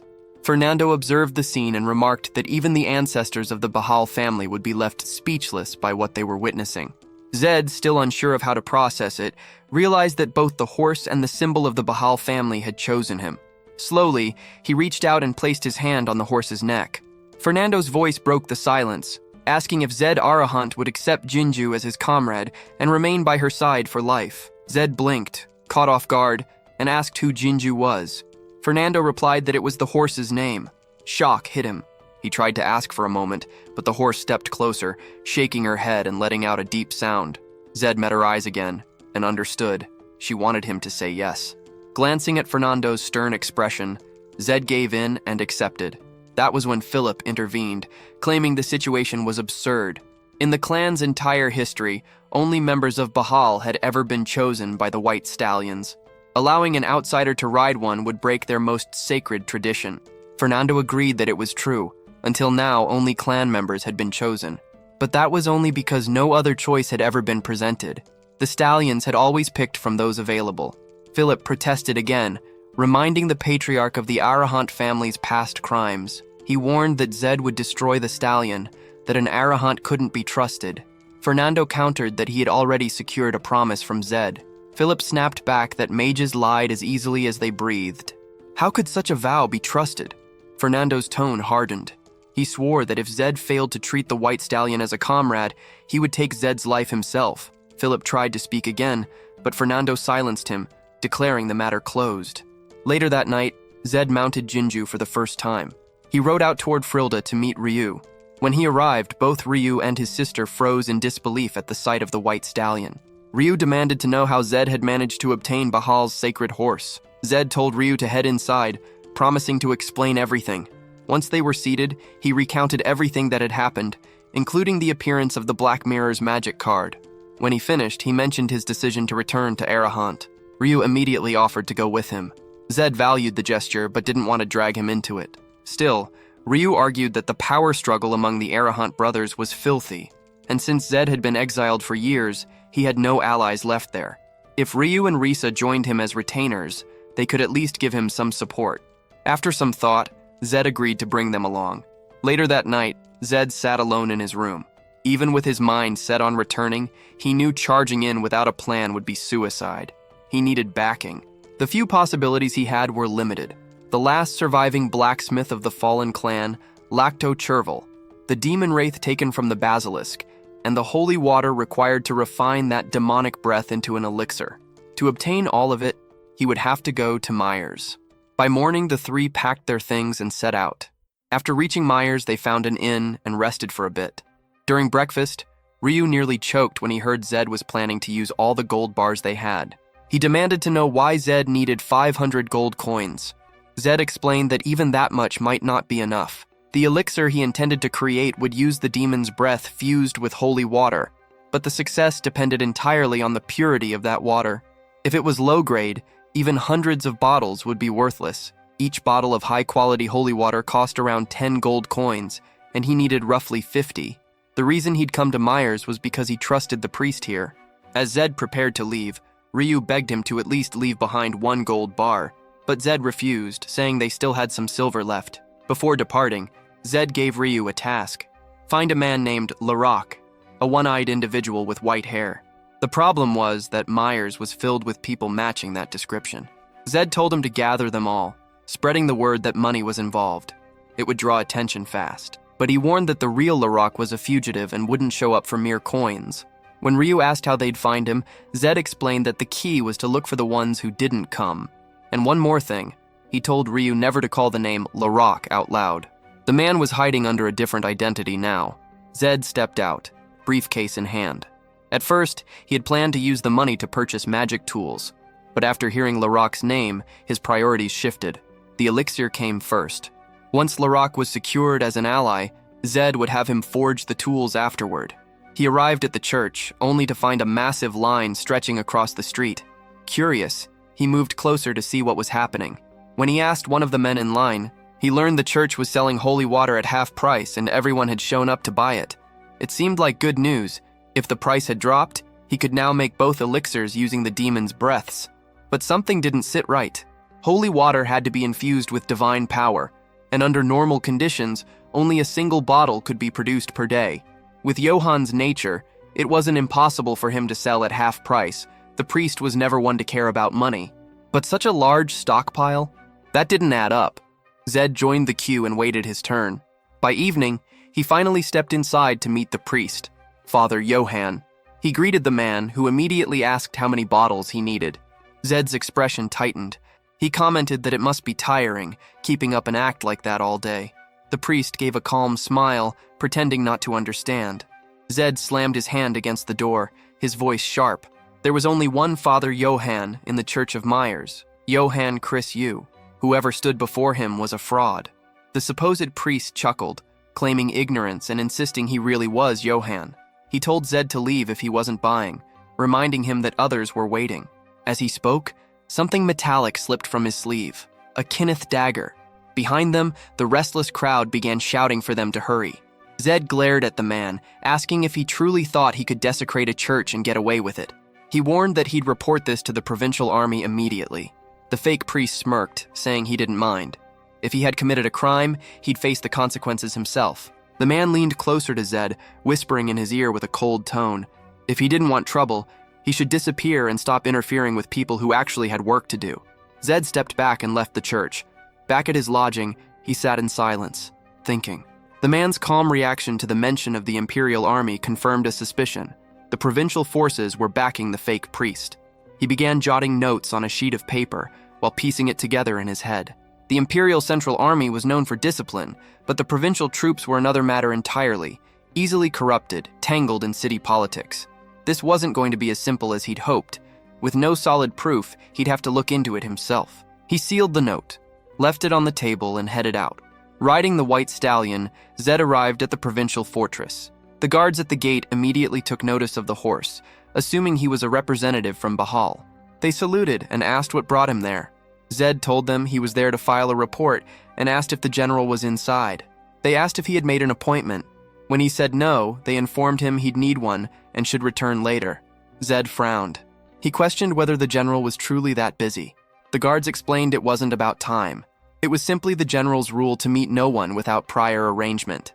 Zed's tone sharpened. Weren't provincial troops supposed to handle local matters? And now he needed an appointment just to report something important? The guards flinched and stammered apologies, saying they were only following orders. Seeing no point in pressing them, Zed let it go. Then the general himself appeared, striding toward the gate. He looked Zed up and down and demanded to know who he was. Zed answered that he had come to file a report. The general ignored his words, eyeing the horse instead. He remarked that Zed didn't look like one of Bahal's men and asked if he had stolen the stallion. Zed kept his composure and replied that it had been given to him as a gift. The general barked a laugh. A gift? He claimed he had never heard of anyone giving away a Bahal white steed. He narrowed his eyes and asked what house Zed belonged to. He certainly didn't look like a knight. Zed told him he was a mage from an insignificant family. The general's grin widened into mockery. A mage? Not even a knight receiving Bahal's sacred horse? The idea was laughable. The general sneered, asking if Zed really thought he could just walk in and lie so boldly. Zed kept his tone steady, saying the situation had been unusual. But what mattered more was the report he'd come to deliver. Someone was selling counterfeit holy water in the Church of Myers, posing as a priest. Holy water was priceless, and this kind of fraud could cause chaos. Before he could finish, the general snapped an order. Soldiers surrounded him instantly.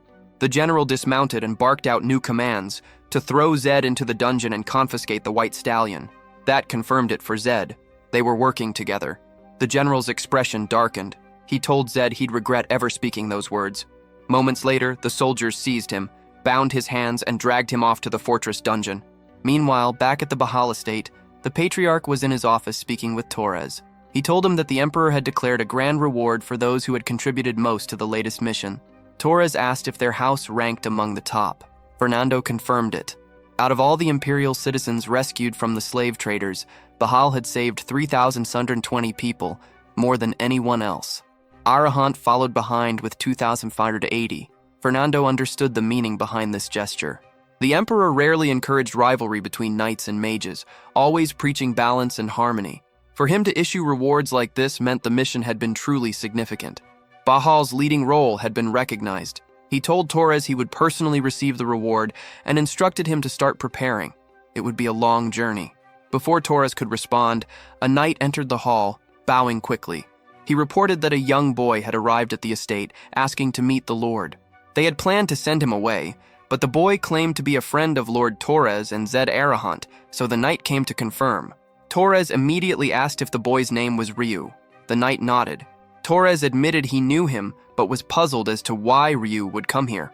Seeing the patriarch's face tighten with concern, Torres tried to calm him, suggesting he handle the matter himself. Fernando refused. He ordered the knight to bring the boy in, saying that Zed must have sent him. Torres hesitated, unsure what to think. The patriarch's brow furrowed. He mentioned that the boy claimed to have something important to say, and that he would listen. As he spoke, a letter slipped from his desk. The seal bore the emperor's mark. The letter read, "The throne commends Zed Arahant's service in aiding imperial citizens, regardless of rank or status. All noble houses are to follow this example." Ryu stood before Fernando, bowing deeply and keeping his head lowered. Fernando asked why he had come. Without a word, Ryu handed him the letter Zed had written. Fernando unfolded the paper and read through it. His expression darkened as he took in the contents.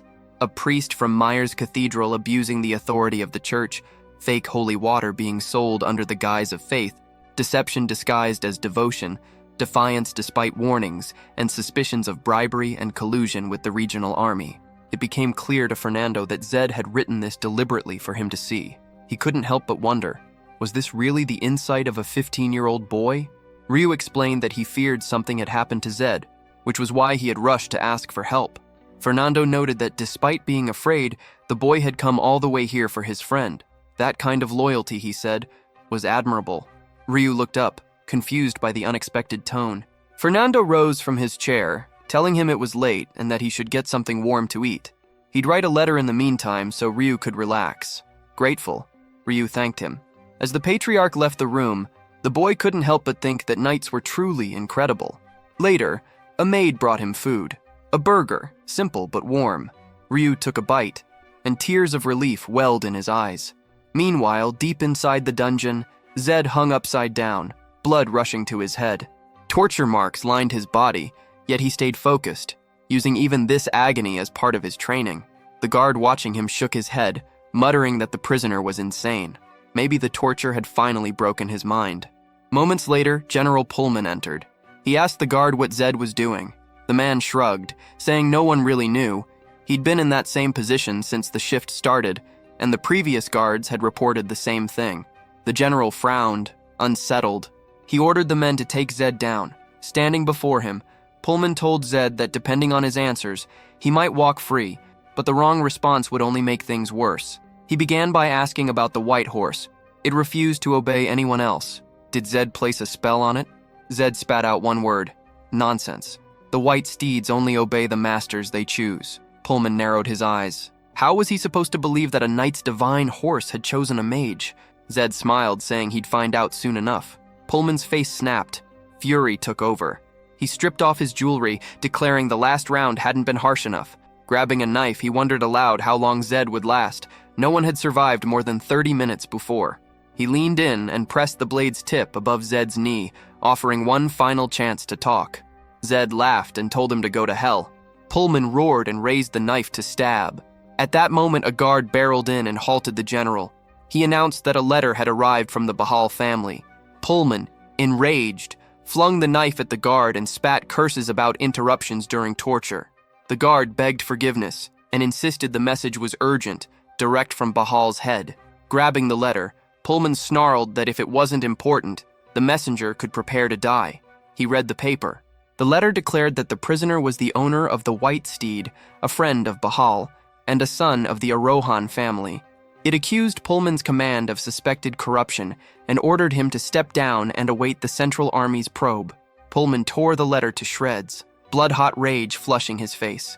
He glared at Zed and accused him of orchestrating the whole thing, mocking the boy's calm. He ranted that even if Zed were tied to Bahal, no one could trample a general of the Imperial Army. Zed merely smiled and said the opposite. He could.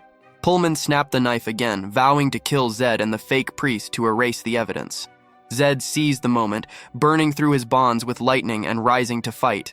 Before he could move, a magic chain shot out and wrapped around Pullman's leg. Confusion rippled through the room. Even Zed stared. In an instant, the chains coiled tighter, and Pullman was consumed, his body bound and stiffening as if being wrapped into a living mummy. Zed turned and spotted a shadow guard hidden among the soldiers. Moments later, more of them appeared, stepping out from the darkness to face him.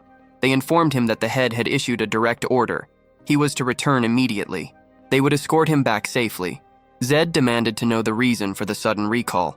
The guards dismissed the question. Orders were orders, they said, urging him to move quickly, but he couldn't leave yet.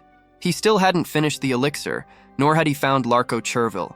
He asked for a few more days, promising to return on his own.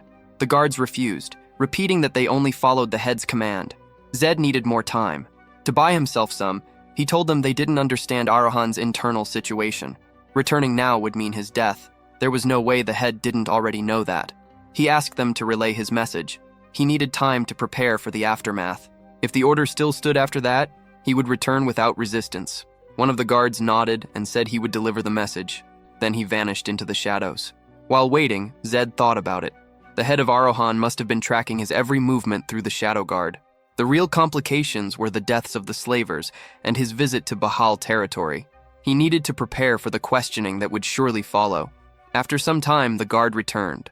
He addressed Zed as young master and said the head had granted him 14 days, no more. Zed now had 2 weeks. The countdown began.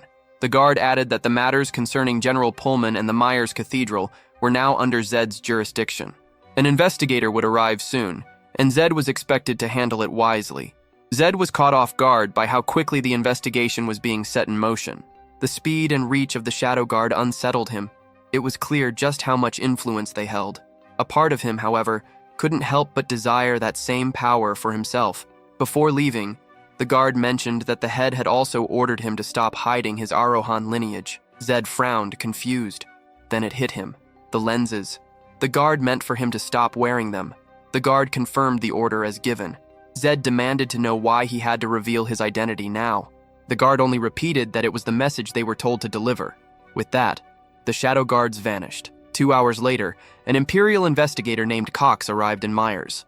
The old man spotted Zed and praised him for exposing corruption, asking which family he belonged to and claiming the Emperor would commend his actions. Zed removed his lenses, revealing red eyes, and formally introduced himself as Zed Arohan, the 7th son of the Arohan family. Cox gaped in surprise. Zed was indeed the Arohan named in an official decree. Zed, unfamiliar with the term, watched as Cox produced the paper. His name was listed at the very end of a decree penned by the Emperor himself, and the palace had spoken highly of him. Cox said he had wanted to meet Zed for some time, but fate had expedited things. Zed, puzzled how the Emperor knew of him, recalled Gordon, the old man he had rescued, who had promised to repay him. With his resolve set, Zed asked Cox for permission to handle the cathedral matter alone. Cox, sensing his determination, agreed, and allowed him to proceed. Zed bowed briefly in thanks. Cox chuckled, noting that whether Arohan or not, Zed was the first person in a long time to show such courtesy. Maybe Cox had lived too long. He then assigned the Central Army unit that had accompanied him to Zed's service, warning that they were facing criminals who had broken imperial law and authorizing summary execution if they resisted. He took responsibility if anything went wrong. Zed appreciated the backing. Cox clapped a hand on his shoulder and mocked that Zed's manners were not like typical Arohans. Zed internally wondered if all Arohans were mad. After that, Zed led the Imperial soldiers to the cathedral and stood before its doors, ready to confront the con artists who had preyed on Imperial citizens. He warned he'd count to 3, and if no one emerged by then, they'd die where they hid. Still, not a single person showed. The soldiers asked Zed whether they should storm in and drag the culprit out, pointing out that weapons and mana were forbidden inside an Imperial church. Zed assessed the risk and said it was dangerous. The troops argued it was their duty, but they were stuck waiting for an authorization permit. Zed insisted he would handle it himself. The men tried to block him, but he ordered them to stay put. He didn't have much time and would deal with it alone. With that, he dashed toward the cathedral. Cox appeared, and the soldiers worried aloud about Zed's plan, reminding each other that magic was banned inside the church. The issue vanished when Cox produced the permit. Seeing the document, the troops wanted to rush in and seize the criminals, but Cox halted them, explaining that the command token he'd given Zed meant he was entrusting the case to him. The command token, a golden emblem granting authority over Imperial forces, meant Zed had the right to act. The soldiers tried to persuade Cox to order them in, fearing armed resistance might endanger Zed. Zed smashed the door and charged inside. Menacing figures armed with knives waited to ambush him. Outside, Cox lectured the soldiers on why the Arohans ranked at the top. Stronger than most, yes, but more terrifying because an Arohan never reneged on a promise. They did whatever it took, however filthy the task, and that unflinching resolve was what made them feared. Inside, Zed fixed the fake priest with a deadly stare, slammed the door shut, and the sounds of a brutal scuffle echoed from the cathedral. The soldiers fretted and urged entry. After a tense stretch, the door opened. The troops readied themselves for a fight, but the criminals emerged already subdued, following Zed in chains. Zed allowed a thin smile while the gathered crowd erupted in cheers, puzzled at how he'd overpowered them without visible mana. He tightened his fist, as if the effort had been nothing. Cox stepped forward and praised Zed, calling him extraordinary. Zed explained the criminal's offenses, and Cox assured him he would take care of the rest. He then summoned the real Father Johann. When the priest appeared, the crowd erupted with relief at the sight of him unharmed. Father Johann immediately tended to the wounded criminals, healing them without hesitation. His compassion left everyone stunned. The criminals broke down, apologizing to the priest and swearing never to sin again. Johann then properly introduced himself as Johann Chris, the 49th priest of the Empire. He expressed his gratitude towards Zed and invited him inside. Later, Zed and Cox shared a quiet moment before Zed left. Cox called him over, pulling out a small badge, an Imperial investigator's insignia, a token granting authority over Imperial forces anywhere within the Empire. Cox offered it to him, saying it would ensure others assisted him wherever he went. Zed hesitated, questioning why Cox would trust him with something so powerful when he didn't even know how he might use it. Cox simply replied that he trusted him not to tarnish his name, and made Zed promise to use it only for the Empire's sake. If he ever used it for selfish gain, it would mean betrayal. Zed accepted the insignia, assuring Cox that such a thing would never happen. With that, Cox bid him farewell and returned to his duties. Zed then joined Father Johann inside, where they sat down for tea. Johann thanked him sincerely for saving him, saying that what he had done was remarkable. Zed accepted the praise modestly. Johann, perceptive as ever, asked if Zed desired something from him. Impressed by the priest's intuition, Zed admitted that he needed holy water. The priest explained that holy water was meant for healing the sick and fighting evil, then asked what Zed planned to do with it.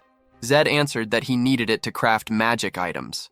Not sure if that counted as fighting evil, but at least it was to save his own life. Johann tilted his head, puzzled. Zed went on to explain that he was an Arohan, exiled because he couldn't wield mana, and now ordered to return home. "You understand what that means," he said quietly. Johann nodded, saying he'd heard of the vicious power struggle among Zed's brothers, but he doubted whether a few enchanted items could truly save a life in such a situation. Zed said he just wanted to do everything possible to prepare. He calculated that right now, the maximum stat boost he could get from elixirs was 2. If the skill Transcendence needed 5 magic stats, then having 3 made every point insanely valuable. Being able to use it freely instead of only when pushing himself was a night and day difference. The priest mentioned rumors he'd heard about Zed, how the Arahant had dealt with that notorious slave trader, and suggested it might be God's will that an Arahant had come to Myers to protect the sanctum. Maybe the priest helping Zed now was part of that plan. He rose and fetched a rusty old box, claiming he'd saved it for someone who truly needed it. He explained that holy water's potency depended on how much divine power it contained, and these bottles had been brewed slowly, with every ounce of strength he could spare. They should be stronger than ordinary holy water. Zed hadn't expected Johann to hand over something so precious. The priest added a personal gift and his blessing, ending their meeting. Back at the inn, Zed still couldn't believe he'd received an item he'd coveted since playing the game. The priest's emblem, a seal of approval. It sounded small, but in Lacey, that seal carried real weight. The cathedral's authority existed because the emperor had poured resources into building a morally upright empire, so the priest's emblem acted like indirect imperial backing. With it, Zed would be shielded from wanted notices and couldn't be arrested on sight. More importantly, no one could kill him on a whim. That single emblem made him far safer amid the family infighting. Johann had seen that. That was why he'd given it. Between the Inquisitor's insignia and the priest's emblem, this was likely the best Zed could hope for before returning home. Anyone who tried to kill him now would be taking a huge risk, and the Imperial Army could back him anywhere. Just holding those tokens eased his mind. Next, Zed inspected the holy water. In the game, Johann's holy water only had a 20% success rate, but these had been made with special care. He now possessed 3 bottles of holy water and 2 demon breaths. If the experiment worked on the first try, it would be nothing short of perfect. He decided to give it a try. If it failed, he'd just find a way to get more. Luck favored him. The first attempt succeeded. Without hesitation, he drank the potion, feeling his magic stat rise by 1. Encouraged, he immediately went for the second round. He still had 1 more demon's breath left, and if he pulled it off again, he'd have 1 holy water to spare. Fortune stayed with him. The second attempt worked as well. He downed the potion, and once again his magic stat climbed by 1. Now he had reached 5, the target he had set from the start. A notification appeared before his eyes, announcing the availability of a new magic, Transcendence, a spell that dramatically boosted the caster's physical power and created a shield proportional to magic strength. He almost jumped up in celebration but lost his balance and collapsed onto the bed instead. His body was drained from the tension and concentration, yet relief washed over him. The excitement felt even greater than when he used to play the game. After some rest, Zed set out with Ryu and his sister. Ryu reported that he had checked on the white-haired, scarred-eyed people Zed had asked about. There were around 40, fewer than he expected. He'd followed Zed's instructions, offered payment, and gathered 34 of them in one place. That meant the person they were looking for had to be among the remaining 6. Zed asked if he had their locations. Ryu confirmed, saying he'd even written down the exact coordinates and was confident Zed could find them all by tomorrow. Zed praised him, saying his efficiency made everything much smoother. Ryu, eager to prove himself, claimed he could handle far tougher assignments. Zed told him he already knew that and didn't need him to keep proving it. He promised to take full responsibility for Ryu and his sister, calling Ryu the first true comrade he had ever met. The words hit hard, leaving the siblings visibly moved. Just then, a girl nearby spotted Zed's red eyes and recognized him as an Arohan. When Zed asked if she knew him, she replied that in Myers, anyone who didn't know about him by now had to be a spy. The city was alive with chatter about the young Arohan who had exposed a fraud and defended Father Johann and the cathedral. The story spread everywhere, and now Zed understood the stares he'd been getting. He'd assumed it was because of his red eyes, but it turned out people were simply recognizing him. Crowds began to gather, cheering and thanking him for protecting Myers Cathedral. Zed exchanged a glance with Ryu, signaling that they needed to slip away. But just as he was about to move, he felt an unfamiliar surge of energy. That aura, he knew it instantly. It was Larko Cherville. Zed shouted for him to stop and push through the crowd, but by the time he reached the spot, Larko was gone. He turned to Ryu, asking for the list of the 6 locations mentioned earlier. He'd check each one himself. Their first stop was building number 203, but the resident wasn't Larko. Without wasting time, Zed asked for the second address, leaping out the window and continuing the search. He kept moving from one site to another, but none of them led to Larko. The next clue pointed to a basement room on the left side of level 1. Something about it felt wrong. Zed ordered Ryu to stay upstairs. It smelled like a trap. He activated his lightning transformation before stepping in. But as soon as he opened the door, his lightning skill cut off, overridden by his S-ranked trait, Immortal Challenger. A burst of blue flame erupted before him. Blue fire, stronger and far rarer than ordinary flame. Even with high-grade magic tools, achieving that kind of destructive force was nearly impossible. Yet Larko had managed it with a simple trap. Zed couldn't believe it. The explosion tore through the area, blowing everything apart.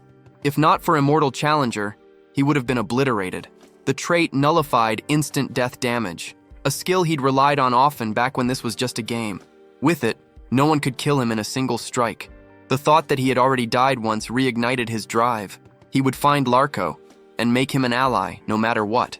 Later, while regrouping with Ryu and his sister, they discussed how ridiculous it was that they might end up being blamed for the explosion despite being the victims themselves. It was nothing short of unfair. Ryu asked why they were being treated as suspects. Zed explained that since they were the only ones at the scene, without proof that the explosion came from a trap, they made for perfect scapegoats. On top of that, the Arohan family was known for its fire affinity, which only made the story sound more believable. Ryu suggested they should run before the Imperial forces arrived and asked if they should request Bahal's help. Zed dismissed the idea. Getting Bahal involved again would stir unnecessary chaos, especially since the Black Mirror had reacted violently the last time. While they spoke, the Imperial army had already surrounded the area, calling out for Zed Arohan to surrender. General Madden, the new commander of the Myers garrison, ordered his men to restrain Zed, but froze the moment he noticed the priest's emblem on him. The mark gleamed faintly.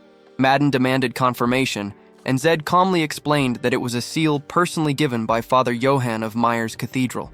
The general introduced himself as Madden, the officer who had taken over after General Pullman's removal. He mentioned a large explosion reported in town and said Zed's name had surfaced in several witness statements. Zed clarified that he had been caught directly in that same explosion while searching for someone. He'd walked into a trapped location and barely escaped alive. He knew that as long as he carried the priest's emblem, no one could treat him as a common criminal. Maybe this situation could actually work in his favor. With the garrison's cooperation, finding Larko, who was still completely hidden, would be much easier. He asked Madden for assistance. The general replied that the Imperial army couldn't mobilize for personal affairs and couldn't misuse public authority without official cause. In response, Zed revealed the investigator's insignia. Madden's eyes widened in disbelief. How could Zed possibly possess that?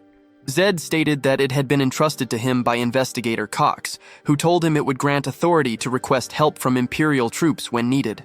Madden straightened, his tone shifting. By solemn Imperial decree, he explained, all local garrisons were required to cooperate fully with any bearer of the insignia. Zed then clarified that this wasn't a personal request. It involved tracking the one responsible for the explosion itself, which was exactly the kind of threat the garrison was supposed to handle. Madden declared that, effective immediately, the Myers local garrison would cooperate under Mr. Zed's command. Zed then proposed that they begin by sketching the perpetrator's likeness and instructed the soldiers to find someone skilled enough for the task. By the next morning, posters covered the city. The Imperial Army had distributed a wanted notice, 50,000 gold for information leading to the culprit's capture.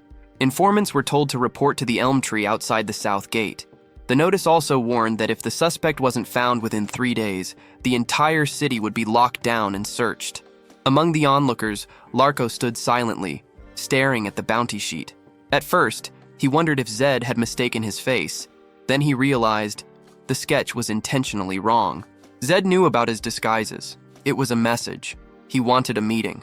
Larko turned away, deciding to see what Zed was planning when they finally crossed paths.